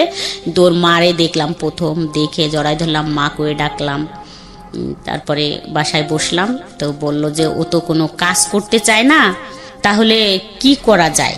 কে বলছে এটা? এটা ওই ছেলেটার মা বললো যে ও তো কোনো কাজ করে না, মানে ওইভাবে ফ্যামিলি ভাবে, মানে ওর বউনাই ছিল, তার মানে ওর ফ্যামিলিকেও কনভিন্স করে ফেলেছে আপনার ব্যাপারে? আচ্ছা। তারপরে আপনার ব্যাপারে জানতো ওর ফ্যামিলি যে আপনার দুটো বাচ্চা আছে এবং এই অবস্থায় আপনি ওর চেয়ে 6 বছরের বড়, এবং সে অবস্থায় ও আপনাকে বিয়ে শাদী করতে চায়, এটা জানতো ওর ফ্যামিলি? বিয়ে করতে চাই এটা জানতো কিনা জানি না, তবে কথা বলতো, খুব সম্পর্ক। আমার যদি কোনো কথা বলতো তাদেরকে আর ছাড় দিত না, খুব মারতে যাইতো, গালাগালি করতো, বলতো ওর সম্বন্ধে কোনো কথা বলবি না। আচ্ছা, ওকে। তারপরে গেলাম, যার পরে বলল যে কি করব, ওর বোন বলল কি করব, ও বললো যে আমি তো ড্রাইভিং শিখি দ্রুত চাকরির জন্য, আমাকে একটু হেল্প করো, তো ড্রাইভিং শিখি। তো আমি বললাম বাহ, এটা তো ভালো কথা, যদি পারে তো ভালো, তাড়াতাড়ি এটাই হয়ে যাবে। তারপর আমার তো তখন টাকা পয়সা নেই, আমি তো মাত্রই একটু হাজবেন্ডের সাথে একটু কথা আবার হচ্ছে, একটু যাই আসি দোকান টোকানে, একটু করি। আমার হাতে একটা আংটি ছিল, আমি তখনই খুলে দিয়ে আসলাম, বললাম যে এটা বিক্রি করে শুরু করো, তারপরে পরেরটা দেখা যাবে পরে। তা ওটা 4,000 টাকা বিক্রি করলো, তো 10,000 টাকা লাগবে ওর ড্রাইভিং শিখতে। আমার একটা কানের দুল ছিল সোনার, ওই দুলটা সেই চাচাতো ভাইকে দিয়ে বললাম যে তুই আমাকে 10,000 টাকা দে, এই দুলটা রাইখে দে, আমি যেদিন নিতে পারবো তোরে আরো বেশি কিছু টাকা দিয়ে, ল্যাপটপ দিয়ে তোর টাকাটা দিব, আমার দুলটা আমারে ফেরত দিস। দুলটা হলো 16,000 টাকাতে বানানো ছিল, 10,000 টাকা ও দিয়ে দিল আমাকে, আমি আইনে ওকে দিলাম ওই 10,000 টাকা। তারপরে ড্রাইভিং শিখলো, শিখার পরে ভালোই চলতেছে, ও খুব 15 দিনের ভিতর ড্রাইভিং কমপ্লিট হয়ে গেল। তারপরে চাকরিও করা শুরু করলো, 3,000 টাকা বেতনের চাকরি, আমাদের এলাকায় চাকরি হইলো, খুব খুশি। আরো কথা বলা বেড়ে গেল, মানে ড্রাইভিং করতো আর ফোন দিত, আমি তো তখন একবারে মনে হইতো যে ও আমার হাজবেন্ড। এর মাঝখানে তো আরেকটুই হলো যে মাঝে মাঝে দেখা হতো, 2-3 মাস 5 মাস পর আমাদের হয়তো দেখা হইতো। তখন বাসায় তো আসতে পারতো না, বাইরে একটু দেখা হতো, কোথাও আমরা ঘুরতে যাইতাম, সপ্তাহে 1-2 দিন ঘুরতে যাইতাম, কিন্তু ওইভাবে আর দেখা হইতো না, 2-3 মাস পর হয়তো মার কাছে কান্না শুরু করলাম, যায় এখন টাকা পয়সা একটু যাই হোক বাইরে যাই আসি, একটু টাকা পয়সা নেই, বাজার টাজার নিজে করি, যে 500 টাকা দাও বা 200 টাকা দাও, আমরা বাজার করব, এটা কিনবো সেটা কিনবো, যাই হোক দেয়া শুরু করলো, একটু ভালো রিলেশনে চলে আসলাম। রিলেশনটা ভালো হইলো, হয়তো আমার হাজবেন্ড এটাই বুঝছে যে একটু টাকা পয়সা দেই, যদি ভালোভাবে থাকে, অন্য মেয়েকে তো আর বিয়ে করা সম্ভব না, যদি থাকে হয়তো। আমার শাশুড়ি খুব সাপোর্ট করতো, আমাদের সবাই একটু সাপোর্ট করে, যারা আছি, হয়তো বলছে বোঝায় যে দিস সবকিছু, খালি এগুলো দিয়ে কি করবি, চলে গেলি সাল মেয়ে দুটো নিয়ে কি করবি, যাই হোক। তো আমাদের তখন থেকে দিত, কিছু চাইলে যে একটু জামা কাপড় বানাবো, 500 টাকা দাও, হয়তো 200 টাকার বানাতাম, 200 টাকা জমা রাখতাম, রেখে দিতাম, এরকম। তারপরে বাপের বাড়ি যাই, কান্না করতাম যে মা আমি যাব না ওইখানে, আমার ভালো লাগে না এটা। কিন্তু আমি কখনো মুখ দিয়ে বলিনি যে এই ছেলেটার সাথে আমাকে বিয়ে দাও, আমার লজ্জা করতো যে আমাকে ওখান থেকে ছাইরায় নিয়ে আসো, আমাকে আমি ওকে বিয়ে করব, এরকম বলতো, আমার লজ্জা করতো। আবার আমি আইসে পাগলামি করতাম, কান্নাকাটি করতাম, মাকে জড়াই ধরে ধরে কান্না করতাম, ডাক ছেড়ে কান্দে। তারপর আমি আবার থাকতামও না বাবার বাড়ি, চলে যেতেন। খাবোটা কি থাকলে, মানে ভাই বোন নিয়ে ওখানে থাকলে কি খাবো, খাওয়ার কথাটা মনে পড়তো। আমি আবার বাচ্চা নিয়ে এখানে থাকবো, আমার মারই তো এত কষ্ট, ভাই বোন নিয়ে সেই তো ভাতের যন্ত্রণায় অস্থির। এরকম করতে করতে তো প্রায় 5 বছর 6 বছর কেটে যায়, কোনোভাবে বেরোইতেই পারলাম না। তা এখন মেয়ে বড় হয়ে গেল, 9-এ পড়ে। তা বললাম যে মেয়েটা রাইখে কোথায় যাব, এরকম শিয়ানা মেয়ে। তারপরে আমি মেয়ের জন্য ছেলে দেখা শুরু করলাম। সবাইকে বলতাম যে, ঘটকদের বলতাম যে 10,000 টাকা দেবো যে আমার মেয়েটা বিয়ে দিলে সুন্দর ছেলে দেখে। তো এর মাঝখানে আমার হাজবেন্ড কিন্তু ফুল ফিট ভালো হয়ে গেছে, একদম ভালো হয়ে গেছে। এখন যদি বলি যে 1,000 টাকা লাগবে, 1,000 টাকাই, মানে আচরণগত দিক থেকে ভালো হয়েছে, ওকে, একদম ফুল ভালো হয়ে গেছে। তা উনি পরের দিন বিকেলে একটা ছেলের ছবি নিয়ে আসলো, আর্মির চাকরি করে। দেখলাম, দেখে তো ভালোই লাগলো, বললাম তো কথা বলেন। তো আমার মেয়েকে দেখলো, দেখে ওরা পছন্দ করলো, ঠিক আছে। তা ওই ছেলের মা আসলো, বললো যে, আমি বললাম যে শোনেন, কোনো কথা বলা লাগবে না, আমার তো যে মনের ভিতর রয়েছে যে মেয়ে বিয়ে দিয়ে তো আমি চলে যাব, তো আমার মেয়ের পিছনে যদি 5-7 লাখ টাকা যায়ও আমার তো সমস্যা নেই, আমি তো একবারে দিয়েই যাব, কোনো কথা বলার থাকবে না যে শাশুড়ি এরকম বা আমার বিয়েন এরকম ছিল। তো বললাম যে কোনো কথা বলা লাগবে না, আমরা যথেষ্ট পরিমাণ জিনিসপত্র দিয়ে দেব, কোনো টু শব্দ হবে না, আপনি বলতেও পারবেন না এটা ভালো লাগে নাই। যাই হোক, এইভাবে বিয়ে হলো। বিয়ে দিয়ে দিলেন? হ্যাঁ, বিয়ে হয়ে গেল পহেলা বৈশাখ। গুডনেস, ওকে ওকে। দেখেন, মানে না বলেন, আপনি বলেন, আমি আসলে আগে থেকে মন্তব্য না করি। হ্যাঁ, বিয়ে দিয়ে দিলাম। ওর তো প্রায় 7,60,000 টাকার মতো খরচ হইল ওর বিয়েতে, সবকিছু দিয়ে একবারে পুরাই করে দিয়ে বিয়ে হয়ে গেল। এখন বিয়ে হওয়ার পরে আমার বিষয়টা নিয়ে শুরু হয়ে গেল তোলপাড়। কিরকম তোলপাড়? তোলপাড় শুরু হইলো এটাই যে শাশুড়ি কথা বলে কারোর সাথে, মানে ও তো আর্মি, ও হচ্ছে ও খুব ভালো ছেলে, মানে সবাই খুব ভালো, কিন্তু ও একটু বেশি ভালো, ভালো ছেলে। মানে ও চাচ্ছে যে আমার শাশুড়ির তো কম বয়স, আইসা এসে থাকতেছে, দেখতেছে, 1 বছর পর আর কি ও এগুলোই করলো যে কম বয়স শাশুড়ির, কিন্তু কথা বলে ফোনে, এটা আমি জানতে পারছি বাইরের থেকে। তারপরে আমি একটু দেখে রাখি, আমার শাশুড়িকে একটু দেখে রাখি, মানে বয়স কম, একটু দেখে রাখা, মানে একটু শাসন করা, একটু এটা সেটা বলা শুরু করলো। তা আমার ভালো লাগতো না এগুলো, ঠ্যাস ঠুস বলা টলা শোনা টোনা। তা আমি চুপই থাকলাম, তো কোনো কথা বলতাম না। তা আমার মেয়েকেও প্রশ্ন করতো যে কথা বলে এটা মানা করো, এটা কথা বলে মানা করো, কিন্তু কথা বলে কিভাবে মানা করলেই কি এটা হয়? আর তখন তো প্রায়, মানে it was an open secret, because আপনার ফ্যামিলি সবাই এটা জানতো, আপনার মেয়েও এটা জানতো, আপনার ছেলেও এটা জানতো, সবাই জানতো। এবং সবাই এক ধরনের কি, মানে আপনার ছেলে মেয়ের রিয়াকশন কি ছিল বলেন তো? ওই যে বাবার দিক থেকে একটু কমই ছিল না, যখন ওরা ছোট ছিল, ওদের জন্য তো এরকম বললাম না, একটা চকলেটও তো কখনো হাতে করে আইনে দিয়ে বলে নাই যে এই চকলেটটা তুমি খাও। তার মানে ওরাও সামহাও বাবার এই ফলটা খুঁজে পেয়েছে। এখানে একটা জিনিস খুবই মারাত্মক ভাবে আমি পয়েন্ট করতে চাই। ব্রোকেন ফ্যামিলির ক্ষেত্রে ম্যাক্সিমাম টাইম আমি দেখেছি ছেলে মেয়েদের ক্ষেত্রে, যখন এরকম বাচ্চাদেরকে নিয়ে অনেক সময় মা চলে আসে বা বাবা চলে আসে, দেন আই আস্ক দেম যে আসলে তোমার দিক থেকে পয়েন্টটা কি, তুমি কেন তোমার বাবাকে স্টপ করো নাই, বা তুমি কেন তোমার মাকে থামাও নাই? এবং কমন অ্যান্সারটা এরকম থাকে যে বাবা তো আমার সাথে যেটা করেছে সেটাই তো আমার পছন্দ ছিল না, মা আমার সাথে যেটা করেছে সেটাই তো আমার পছন্দ ছিল না। এবং তারা খুব ন্যাচারালি একটা পক্ষ নিয়ে নেয়, সেটা মায়ের পক্ষ হোক বা বাবার পক্ষ হোক। এক্ষেত্রে আমি জানি না ওনার ক্ষেত্রে কি হয়েছে, তবে লাকিলি আমি বলবো যে ওনার ছেলে মেয়ে ওনার পক্ষে নিয়েছে। বিকজ অফ ওনার কথা যদি সত্যি হয়, তাহলে ওনার হাজবেন্ড মানে ছেলে মেয়েদের যে বাবা, তার আচরণ ছেলে মেয়েদের প্রতি যেরকম হওয়া উচিত ছিল সেরকম হয়নি। But it has to B mention in our show, বারবার বলি যে এই শোগুলোর একটা বড় ধরনের দুর্বলতা হচ্ছে দিস ইজ নট ইনভেস্টিগেটেড, এবং এই ধরনের জিনিসগুলো ইনভেস্টিগেট করারও কোনো সুযোগ নাই। আপনি দেখবেন যে ধরনের কেস আজকে এখানে রিভিল হচ্ছে, এটা ইনভেস্টিগেট করার মতো বিষয়ও না। ইনভেস্টিগেট করতে গেলে এটা তুলকালাম হয়ে যাবে। আর প্রথম কথা হচ্ছে আমরা ইনভেস্টিগেট করতেও চাই না, বা আমাদের এটা একটা দুর্বলতা, আমরা সেটা বলি। তো সেই জায়গাটা থেকে একটা গল্প বিশ্বাস করা, চরম পর্যায়ে বিশ্বাস করার একটা যৌক্তিক ব্যাখ্যা অনেক সময় প্রশ্নবোধক। মানে যদি বলি যে আসলে বিশ্বাস করাটাও একটা প্রশ্নবোধক ব্যাপার হয়ে দাঁড়ায়। কারণ একজন মানুষ যখন নিজের গল্পটা বলেন তখন কিন্তু তিনি নিজেকে সাফাই করেন, খুব স্বাভাবিকভাবেই সাফাই করেন। তো সেই জায়গাটা থেকে তাকে বিশ্বাস করাটা খুব কঠিন। আমরা এই জন্য বলিও যে আমাদের এই গল্পটা যে হুবহু আপনাকে বিশ্বাস করতে হবে, বিষয়টা এরকম না। তবে মোরাল অফ দ্য স্টোরি আছে, যে কারণে আপনি শুনতে পারেন, যেটা হয়তো আপনার ব্যক্তি জীবনে কাজে লাগবে। জি বলেন। তারপর তো আপনার ছেলে মেয়ে কখনোই আপনাকে বারণ করেনি বা কখনোই আপনাকে প্রশ্ন করেনি যে মা এই কাজটা ঠিক হচ্ছে না বা এটা করো না? না, কখনো এরকম ওরা বলেনি। কারণ হচ্ছে আমার ছেলে হচ্ছে বিরিয়ানি খাইতে খুব পছন্দ করতো। যদি ও বলতো যে আমি একটু বিরিয়ানি খাবো, তো ও মনে হয় 10 মিনিটই সেটা হাজির করতো। ও আচ্ছা আচ্ছা, ও আপনার ছেলে মেয়েদেরকেও পছন্দ করতো? হ্যাঁ, মানে ওদের পছন্দের জিনিসগুলা, যে আমার মেয়ের যদি কিছু লাগতো, যদি বলতো এটা আমার লাগবে, ওর বাবাকে কখনো বলেনি যে এটা লাগবে, ওকে বলতো।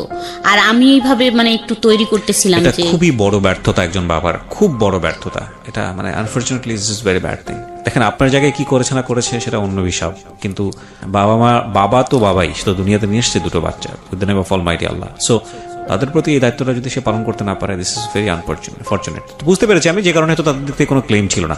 কিন্তু জামাই সংসারে আসার পরে এটাকে স্টপ করতে চাচ্ছিল আপনার মেয়েকে দিয়ে বা আপনাকে অন্যভাবে কাউকে দিয়ে বলিয়ে। তারপর কি হলো? তারপরে ও মানে জামাইটা বলতেছিল কথা বলা বন্ধ করে দেওয়া হোক। তারও মান সম্মান আঘাত লেগেছে বা কিছু একটা, তার হ্যাঁ। খালি তাকে মানুষ বলতেছিল যে তাকে নাকি কে বলছে যে তোর শাশুড়ির তো কঠিন সম্পর্ক, সব ডিটেলস বলছে, অমকের ছেলে বা এই ড্রাইভিং করে বা এখানে এই করে। তারপরে বলতেছিল যে কথা বলা বন্ধ করে দেয়া হোক, কিন্তু আমি কখনো এটা করিনি। কেন কথা বলা বন্ধ করে দেব? তাকে ছাড়া তো বাঁচবই না, তাই কথা বলা বন্ধ করব কি করে? তো জামাই যখন বলতেছিল তখন আমার মেয়ে একদিন এসে আমাকে বলল যে এরকম করে বলল, তুমি তো আসলে একটা বিয়াদব মা। এটা জামাই বললো আপনাকে? না, মেয়ে বলল। মানে মেয়েকে টর্চারিং করতেছে যে তোমার মাকে বলো না কথা বলা বন্ধ করতে, কথা বলতেছে। তা আমি একদম চোখ দিয়ে পানি বেরোয় গেল যে তুমি এটা কি বললে। তো আমি জোরে একটা থাপ্পড় দিলাম, দিয়ে বললাম যে আমার জায়গায় আসো, তারপর বুঝবা কষ্টটা কি। আর তুমিও একদিন কিন্তু কাঁদবা, মানুষের জীবনে কিন্তু সব সুখ থাকে না। যাই হোক, তখন সেদিন হয়ে গেল, ও কান্না করলো, আমিও কান্দে, দুজনে আবার কথা বললাম। যাই হোক, ও আর কিছু বলেনি। যা ওর হাজবেন্ড যখন বলে, মানে আমার জামাই যখন বলতো ওকে, ও নাকি চুপ থাকতো, কথা বলতো না, আর কোনো কথা বলেনি। ও হ্যাঁ না যে তোমার মা কথা বলে বা তোমার মার সম্পর্ক আছে এটা নিয়ে ও আর কথা টথা বলে নাই। কিন্তু এখন আমাদের চুপ হয়ে গেল সব কিছুতেই, যে এইভাবে সম্পর্কটা শুরু হইলো যে ও এখানেই থাক। ছেলেটা মনে হয় ভাবলো যে ওখানেই থাক, ওর বাচ্চা কাচ্চা জামাই, আর আমি এখানেই থাকবো। কন্টিনিউ কথা বললাম বা দেখা করলাম মাঝে মাঝে, এরকম হয়তো ও ভাইবে নিল। ওর ফ্যামিলির থেকেও বললো যে মেয়েটা এরকম, তুই কি করবি, তোর জীবন আছে তো, তুই বিয়ে টিয়ে কর, দেখিস ঠিক হয়ে যাবে। ওর ফ্যামিলির থেকে চাপ শুরু হয়ে গেল যে বিয়ে দেওয়ার জন্য, যে বিয়ে করো বিয়ে করো। এরকম যাইতে যাইতে একদিন হঠাৎ 17 সালে আমার সাথে ঝগড়া হয়। তো আমি বৃহস্পতিবার সারাদিনই ফোন বন্ধ রাখি, কথা বলি না। সন্ধ্যায় একটু খুললাম, দেখলাম একটা কল আসছে, তা আমি আবার দিলাম, তা ধরলো না। তা পরের দিন সকালবেলা আমি বসে আছি, ওর এক ভাবি আসলো।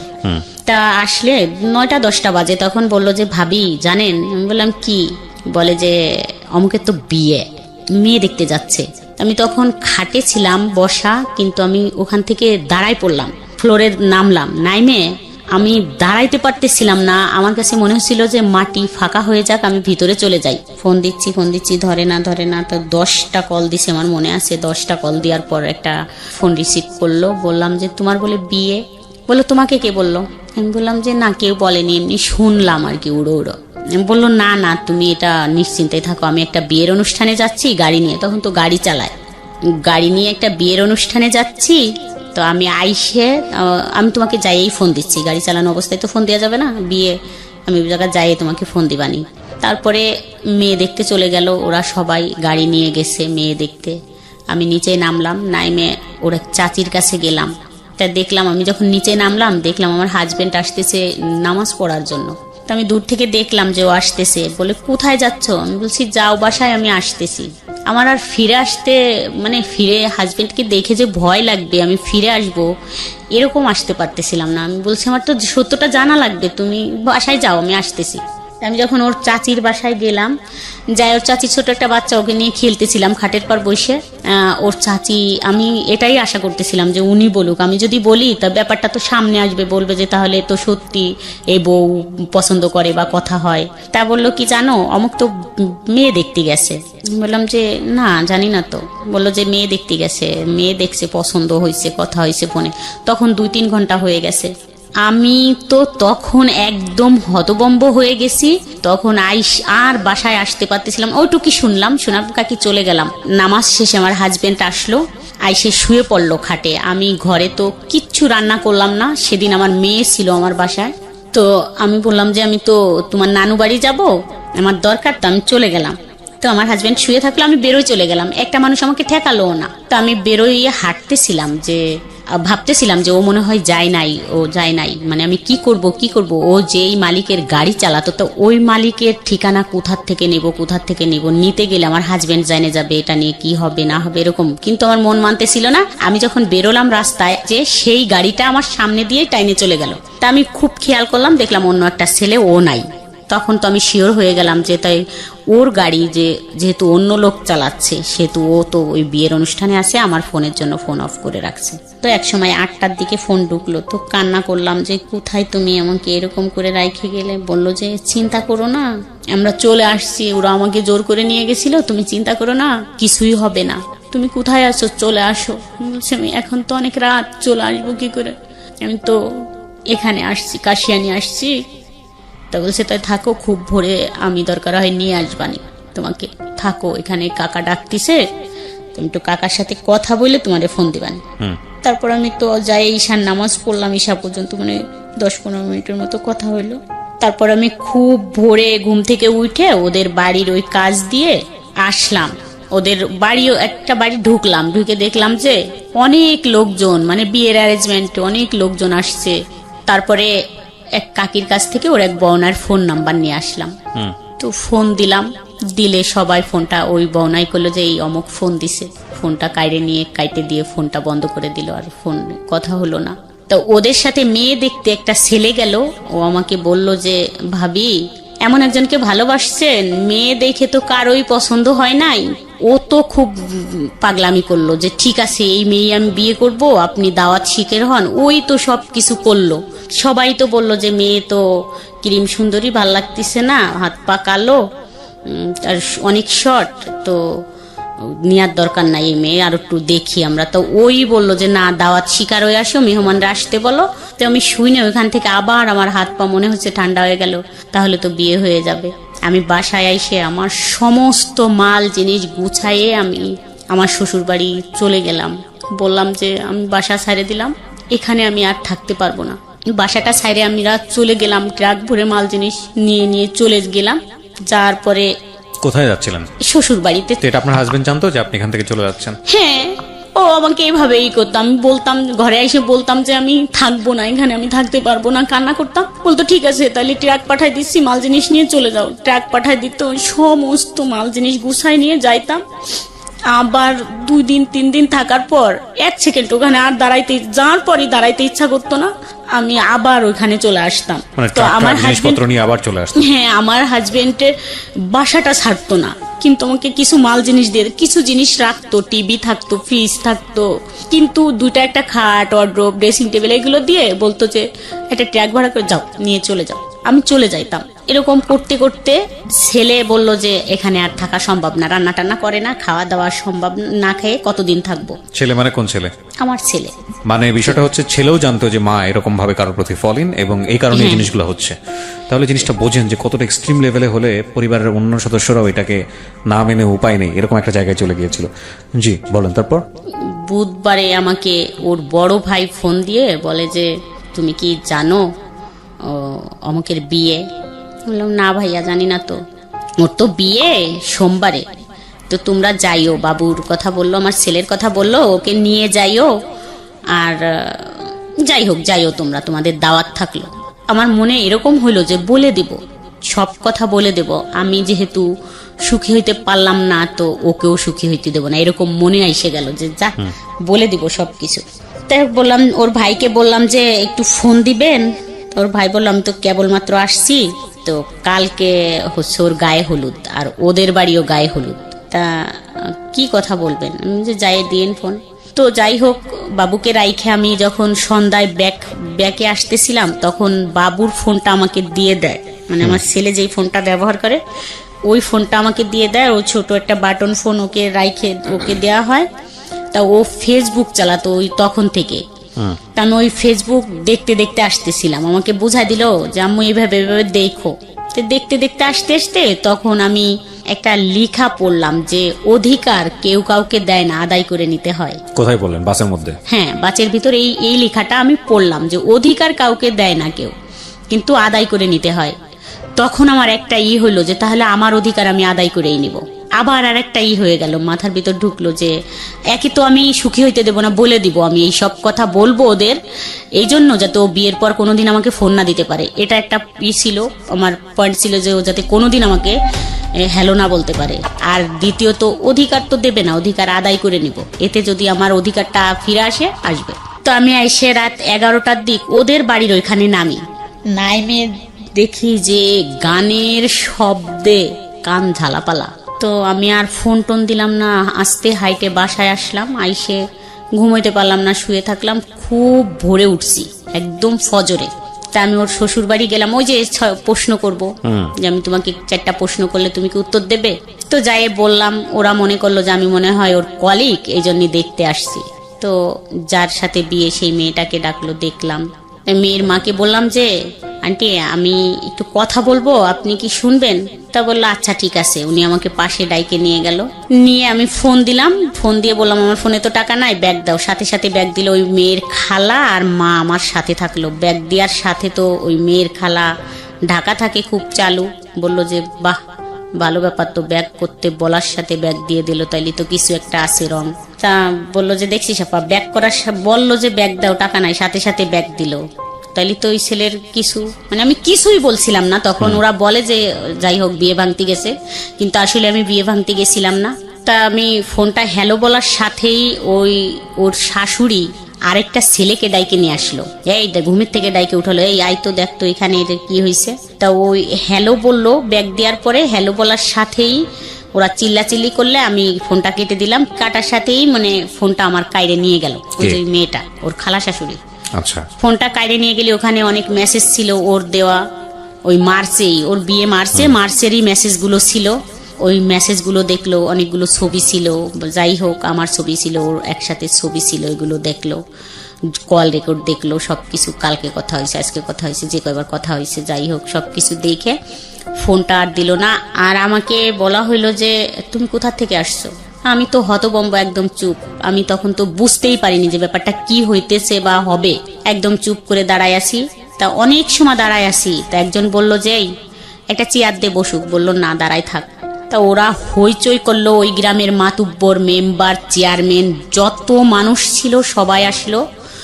আর এই ছেলেটার বাড়ির থেকে গাড়ি ভইরে সব লোক গেল, মুরব্বীরা। আমার হাজবেন্ড গেল।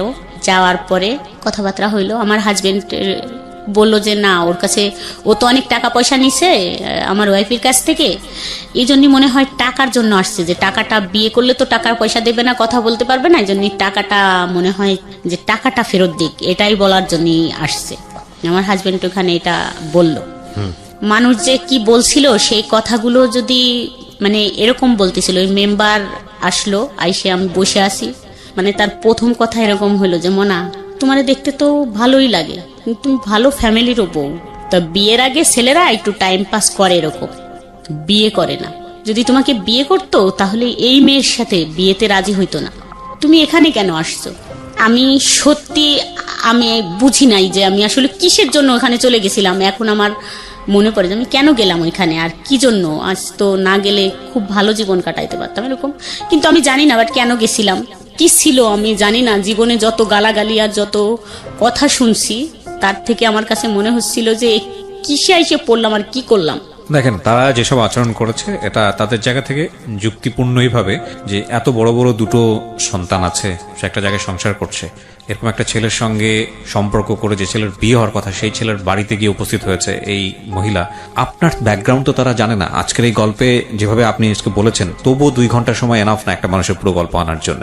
এই ব্যাকগ্রাউন্ড তো তারা জানে না, তারা শুধু রেজাল্টটা দেখছে, যেটার কথা আমি একটু আগেই বলেছি। পত্রপত্রিকায় বিভিন্ন জায়গাতে আমরা এরকম ঘটনা দেখি, তো তারা তো সেটা জানে না। সুতরাং 1000 জন মানুষের সাইকোলজিকে তো আপনি জাস্টিফাই করতে পারবেন না। হ্যাঁ, আপনার জন্য কষ্টকর, কারণ তারা অতীত জানে না, কিভাবে হয়েছে সেটা জানে না, কেন হয়েছে সেটা জানে না। তারপরও সামাজিকতার জায়গাটা থেকে এগুলো অন্যায়, চরমতম অন্যায়। কিন্তু এখানে যদি আপনাকে দোষ দেওয়ার জায়গাটা থাকে, সেটা একটা জায়গাতে আছে, সেটা নয় আমি একটু পরে কথা বলতে চাই। কারণ এই সম্পর্কটা 10 বছরের, ততদিনে আপনার একটা ম্যাচুরিটি এসছে, কিন্তু আপনি এতটাই বেশি ছেলেটার প্রতি ফলিন হয়েছেন, এতটাই বেশি প্রেমে মজে গেছেন, বা এতটাই বেশিও আপনাকে ভালোবেসে ফেলেছে যে এখানে আসলে আর কোনো যুক্তি খাটতেছে না। মানে মেয়ে বড় হয়ে গেছে, মেয়ের জামাই হয়েছে, মেয়ের বিয়ে শাদী হয়ে গেছে, ছেলে এত বড় হয়ে গেছে। আজকে আপনি ছেলেকে সাথে করে নিয়ে এসছেন স্টুডিওতে, স্টুডিওর বাইরে আপনার ছেলে অপেক্ষা করছে। এত বড় হয়ে গেছে, লোকজন জানাজানি হয়ে গেছে, এখন আর এসব চলে না। এখন নিজের জায়গাটা তৈরি করে নেওয়া উচিত, আলাদা হয়ে বের হয়ে যাওয়া উচিত। সেই জন্য যথেষ্ট সময় পেয়েছেন, কিন্তু সেটা সম্ভব হয়নি because of you love him deadly. এবং একটা কথা আছে যে যুদ্ধক্ষেত্র এবং ভালোবাসার ক্ষেত্র, এই দুটো ক্ষেত্রে নাকি সবকিছুই সম্ভব। এখানে কোনো হানা বলে কোনো কিছু নেই। Everything is possible in love and war. যাই হোক, আমি বারবারই বলি যে ভদ্রমহিলার দিকে বা উনি যা বলতে এসছেন সেদিকে আঙুল তোলা আমাদের উদ্দেশ্য নয়। ওনার জীবনে যেটা ঘটেছে সেখান থেকে শিক্ষা নেওয়াটাই হচ্ছে আমাদের অনুষ্ঠানের মূল উদ্দেশ্য। জি, তারপরে কি হলো বলেন তো ওই বাড়িতে? তারপরে ওরা ওদের রান্না বান্না কমপ্লিট করলো, সবাই বললো, ওই মেম্বার বললো যে ঠিক আছে তোমরা সব করো, এখানে বিয়ে ভাঙা টাঙা লাগবে না, ওই মেয়েটা চলে যাচ্ছে, ওকে চলে যাইতে দাও, ওর হাজব্যান্ড আসছে, ওর হাজব্যান্ড খুব ভালো মানুষ, দিয়ে দাও, যাই করছে ভুল করছে না। কিন্তু এখানে তো একটা প্রশ্ন এসে যায়, যেখানে ওনারা সেলফোন পেলো, আপনার এরকম একটা অবস্থা দেখতেছে, ছেলেও আপনার প্রতি ডেভোটেড, এটা ওরাও বুঝতে পারছিল, তারপরে ওরা বিয়ে দিতে চাচ্ছিল কেন মেয়েটাকে ওই ছেলেটার সঙ্গে? ওদের সম্পূর্ণ কাজ কমপ্লিট হয়ে গেছে, বিয়ের ডেট পড়ে গেছে, দাওয়াত হয়েছে, মেহমান অতিথি এসে গেছে, টাকা পয়সা। দেখেন, আমাদের সামাজিক দৃষ্টিভঙ্গির এই জায়গাগুলোর পরিবর্তন খুব জরুরি, খুব জরুরি। পরিবর্তন যে হচ্ছে না তা না, তবে পরিবর্তনগুলো খুব জরুরি। এটা অস্বীকার করার কোনো উপায় নাই যে একটা মেয়ের বিয়ের অনুষ্ঠান সবকিছু প্ল্যান হওয়ার পরে যখন বিয়েটা ভেঙে যায়, তখন পরবর্তীতে ওই মেয়েটার সামাজিকভাবে বিয়ে হওয়াটা কতটা কঠিন আমাদের সমাজে। তাহলে চিন্তা করে দেখুন যে এত কিছু জানার পরেও কেন মানুষ বাধ্য হচ্ছে এই ছেলেটার সঙ্গে এই মেয়েটাকে মানে বিয়ে দেওয়ার জন্য। মানে আমাদের সমাজ ব্যবস্থা এই জায়গাটায় কতটা কঠিন। আমরা সামাজিক সচেতনতার জন্য এত কিছু করি, আমরা এত কিছু করি, এত এত বিষয়গুলো নিয়ে আসি, কিন্তু এই বিষয়গুলো আমরা কেন আনি না? এই বিষয়গুলো নিয়ে মানুষকে আমরা কেন বেশি বেশি কথা বলার সুযোগ দিই না? আমাদের এই সামাজিক চিরায়ত এই যে প্রতিবন্ধকতাগুলো একটা মেয়ের জন্য বা একটা মানুষের জন্য, এগুলো নিয়ে আমরা কেন কথা বলি না? এগুলো নিয়ে আমরা কেন ওপেন টক করি না, যাতে করে এই জায়গাগুলোর পরিবর্তন হয়? খুবই জরুরি। তো কি হলো এরপরে? ওই ছেলেটার কি হলো, আপনি যাকে লাভ করতেন? তারপরে ও ওখান থেকে ওদের তো সবাই মেম্বার বলে দিল, পরে আমার হাজবেন্ড আমাকে নিয়ে আসলো, আইনে আমার শ্বশুর বাড়িতে আমাকে রাইখে দিল, মানে বাসায় আর আনলো না। আর আমার ছেলে তো তখন ঢাকায় দিয়েই আসছে, যে শনিবারের দিন আর রবিবারের দিন এই ঘটনা। তো ও আমাকে ওই বাড়ি রাইখে আসলো, একটা টু শব্দও করে নাই, ও আমাকে মারেও নাই, গালাগালিও করে নাই, কিছুই বলে নাই। এমনকি বলে নাই তুমি কাজটা ভালো করো নাই, এরকমও বলে নাই। শুধু বলছে যে আমার সম্মানটা নষ্ট করে দিলে। ওই দিন থাকলাম না, মানে 2 ঘন্টার মতো ছিলাম। তারপরে আমি ওখান থেকে আবার চলে আসলাম, মানে আমার বাসায়। মানে আমি ওখানে দাঁড়াইতে পারতেছিলাম না। আমি বললাম যে এখানে থাকলে আমি মরে যাবানি, তারপর দেখে নেন, আমি কিন্তু এই ঘরে দিলে আমি গলায় দড়ি দিয়ে মরে যাব, কিন্তু আমাকে যাইতে দেয়। তা বললো ঠিক আছে, তাই তুই চলে যা। তুই কি এবার ফাজলামি করবি? আমি বলছি না, কোনো ফাজলামি করবো না, আমি জাস্ট বাসায় চলে যাব। তারপর আমি সন্ধ্যায় বাসায় চলে আসলাম। তার মানে বিষয়টা কি? মানে ফ্যামিলি থেকে শুরু করে এমন কেউ জানে না, এমন কেউ ইনভলভ ছিল না আপনাদের মধ্যে, আর আপনার হাজবেন্ড কোনো কিছু করতে পারছে না। আমার কাছে কেন জানি মনে হয় যে শাসন করা বা কোনো কিছু নিয়ন্ত্রণ করার একটা সীমা থাকে। সীমার অতিরিক্ত যখন কোনো কিছু হয়ে যায়, তখন আর একটা মানুষের কিছু করার থাকে না। আইদার আপনাকে সেটা মেনে নিতে হবে অথবা জীবন থেকে সেটা ডিলিট করতে হবে। তো আপনার হাজবেন্ড মনে হয় মেনেই নিয়েছিল, এছাড়া তারা কিছু বলার থাকে না। বিয়েটা হয়েছে কত বছর ছেলেটার? 17 মার্চের 20 তারিখ। এরপরে 2 বছর আপনার যাকে উনি বিয়ে করেছে তিনি কি জানে যে আপনাদের মধ্যে? ইনফ্যাক্ট বিয়ের দিনই তো জেনে গেছে, সেটা তো আসলে নতুন করে বলার কিছু নাই। এখন আপনি কোথায় থাকেন? ওই এরকম ডিস্টেন্সে আছেন নাকি অন্য কোথাও শিফট হয়ে গেছেন? আগের জায়গাতেই আছেন নাকি শিফট হয়ে গেছেন? এখানে না, আগের জায়গাতেই আছি। মানে সেই বাসাটা ছেড়ে দিছি আমরা, ওদের বাড়ির পাশে এই বাসাটা। আমি কিন্তু অনেক সিম মানে চেঞ্জ করছি, সিম চেঞ্জ করে ফেলতাম। ও বাসায় আইসে এরকম করে মানে নাম্বার নিয়ে যাইতো। তারপর ওই বাসাটাও চেঞ্জ করে ফেলি। ওইভাবে কথা বলে, যেখানে আমাদের দেখা যায় সেখানে দাঁড়ায় থাকে, মানে অনেক অনুরোধ করে দূর থেকে একটু ফোনটা খোলো, 1 মিনিট কথা বলে, এরকম বলে। ও বিয়ে করছিল কেন? এখন এইটা বিয়ে করছে তার বাবা মা দিছে, মানে ফ্যামিলির থেকে দিছে। তার ফ্যামিলি তো আপনাকেও এক অর্থে অ্যাকসেপ্ট করেছিল। হ্যাঁ। তারপরে আপনি যেহেতু সংসারে হ্যাপি ছিলেন না, তো আপনি চাইলে ডিভোর্স দিয়ে আপনি ওকে বিয়ে করতে পারতেন। ওর সংসারের দিক থেকেও একটা ধরনের সাপোর্ট ছিল, তো আপনারা বিয়েটা করেননি কেন? ও যে বললে সে ভুল হয়ে গেছে, ভুলটা কেন হয়েছে? এটা তো জানি না যে কেন করছে। ওর ফ্যামিলির থেকে এখন বলে যে আমাকে জোর করে বিয়ে দিয়েছে আমার ফ্যামিলির থেকে। আসলে কি আপনার মনে হয় এটা ওর ফ্যামিলি সেটা করতে পারে? কারণ আপনি তো ফ্যামিলিতে যাওয়া আসা ছিল আপনার। ফ্যামিলির থেকে না। আপনি আপনার বয়স কত বলছিলেন শুরুতে? 34। আমি একটা কথা আপনাকে বলি, মানে আপনার বয়সের জায়গা থেকে, অভিজ্ঞতার জায়গাটা থেকে, আমি আমার নিজের জায়গা থেকে যতটুকু বুঝেছি, প্রথমত আপনার পক্ষে কিছু বলি। আপনার পক্ষে আমি বিপক্ষে কিছুই বলিনি এখন পর্যন্ত, পক্ষে কিছু বলি। সেটা হচ্ছে যে প্রত্যেকটা মানুষের জীবনেই প্রেম শাশ্বত, আসবেই, ভালোবাসাটা থাকবেই। ধর্মীয় দিক থেকে যদি ব্যাখ্যা করি সেটা অন্যরকম, কিন্তু আমাদের বিষয়টা তো আসলে আমরা তো মানুষ, ভালোবাসবই কাউকে না কাউকে। আপনি মানুষ হিসেবে আপনার সাথে যে ঘটনাগুলো ঘটে গেছে সেখানে আপনি একটা মানুষকে ভালোবেসেছেন, এটার মধ্যে কাউকে ভালোবাসা অন্যায় কোনো কিছু না, আমি আমার জায়গা থেকে যেটা মনে করি।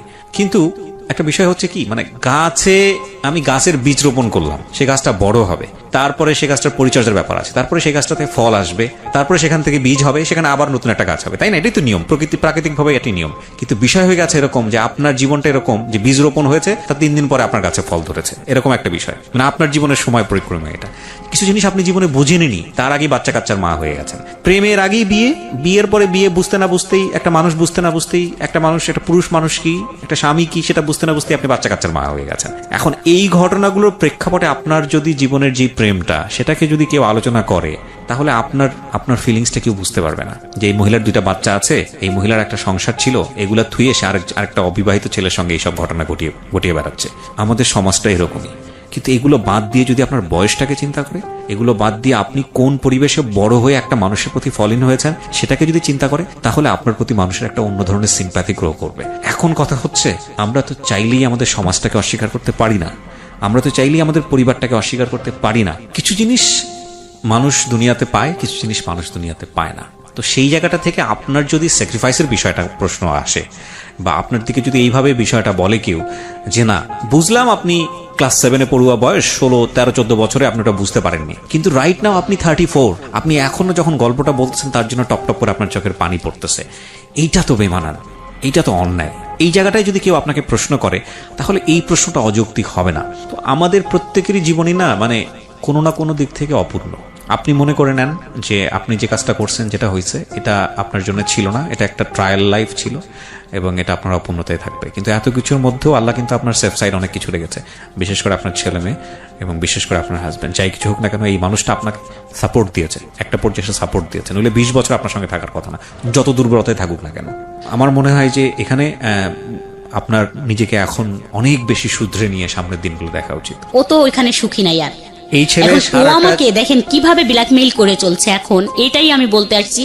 ও তো অবশ্যই শুনবে, ও আমাকে এখন কিভাবে ব্ল্যাকমেইল করে যাচ্ছে, এটা খুব ভয়ঙ্কর। না, ব্ল্যাকমেইল বলতে মানে কি, আপনার কোনো কিছু সে ফাঁস করে দিবে বা এরকম কোনো না না, কিছু? এরকম ব্ল্যাকমেইল না, যেমন আমার ইমোশনাল ব্ল্যাকমেইল। আমি এখানে আপনাকে একটা আনসার আমি আপনাকে দিতাম, এই যে এই আনসারটা দিয়ে অনুষ্ঠানটা শেষ হয়ে যাবে। ও আপনাকে সারাটা জীবন এই কাজটা করবে, কারণ আপনার দিক থেকে গল্পটা আমি শুনেছি, এই বিয়ে করার পেছনে ও যার একটা বিয়ে করেছে সেখানে আপনার কোনো ফল্ট ছিল না, আপনার কথা যদি তুমি বিশ্বাস করে নিই। ও ওর মতো করে একটা বিয়ে করেছে, সে কোনোভাবেই এটা প্রমাণ করতে পারবে না যে সে রাইট ছিল তার জায়গাটা থেকে। আপনি আপনার জায়গা থেকে আপনার একটা বড় ধরনের ডেফিসিট ছিল, আপনি ফলিন হয়ে গেছেন, বুঝলাম আমি, সেটাও ভুল, ভয়ঙ্করতম ভুল। কিন্তু সেই ভুলটা যে আপনি করছেন সেটা তো আপনি বুঝে নিন, তার আগে আপনি ভুল করে ফেলছেন। কেউ আপনাকে সেই শিক্ষাটা দেয়নি, পারিবারিক সেই শিক্ষাটা ছিল না, সামাজিক সে অবস্থাটা ছিল না, কিন্তু ওর তো ওই শিক্ষাটা থাকা উচিত ছিল। এবং বুঝলাম ও 2 দিনের জন্য ঘটনা ঘটে গেছে, হঠাৎ করে ঘটে গেছে না, এটা 12 বছর ধরে কন্টিনিউ করেছে, 12-13 বছর ধরে কন্টিনিউ করেছে। এবং একজন, আমি আবারও বলছি, পবিত্র কোরআনের হাফেজ সে, এবং দিন এলেম চলা মানুষ, আপনাকে জ্ঞান দিত ধর্ম সম্পর্কে, এটা করো, ওইটা করো, এটা মেনে চলো, তার পক্ষে এটা করাটা উচিতই হয়নি, এবং এটা ভয়ঙ্করতম অন্যায়, ভয়ঙ্করতম পাপ। তো সেই জায়গাটা থেকে আপনাকে আমি শুধু একটা কথা বলছি, তাকে আমি জাজমেন্টে না নেই, এটা ভয়ঙ্কর, মানে এটা অন্যায় হবে। আমি আপনাকে যেটা বলতে পারি, সে সারা জীবন এরকম করুক, আপনাকে ধরে নিতে হবে যে না, এই দরজাটা আমি বন্ধ করে দিয়েছি, এই দরজা আর কখনোই যেন ওপেন না হয়।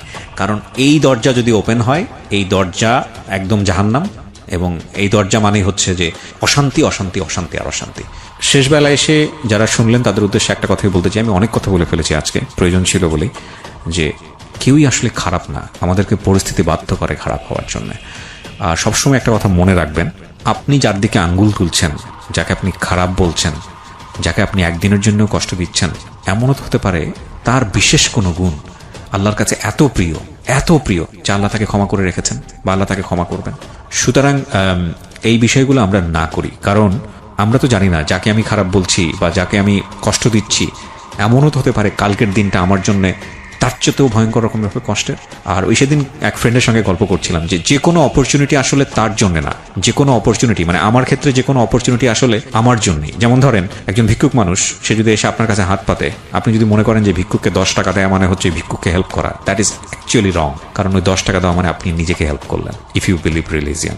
সো যে কোনো অপরচুনিটি গ্র্যাব করা উচিত for the future. So thank you so much, ভালো থাকেন। আর আমাদের সোসাইটিতে এই ধরনের অপরাধগুলো হরহামেশাই হচ্ছে, এগুলো খুব এক্সট্রিম লেভেলে চলে যায়। অনেক সময় দেখা যায় হাজব্যান্ডকে খুন করে ফেলছে, অনেক সময় দেখা যায় বাচ্চাকেও খুন করে ফেলছে, এতটা এক্সট্রিম লেভেলে চলে যায়। তাদেরকে আমি শুধু একটা কথাই বলবো, প্লিজ কোনো জিনিস ধ্বংস করে সেটার উপর দাঁড়িয়ে সুখী হওয়া যায় না। So do not do this. ভালোবাসার যে ইমোশন সেটা ভয়ঙ্কর রকমভাবে আফিমের মতো, সেখানে লজিক কাজ করে না, বাট দিন শেষে আমাদেরকে লজিক নিয়েই থাকতে হয়। Thank you so much.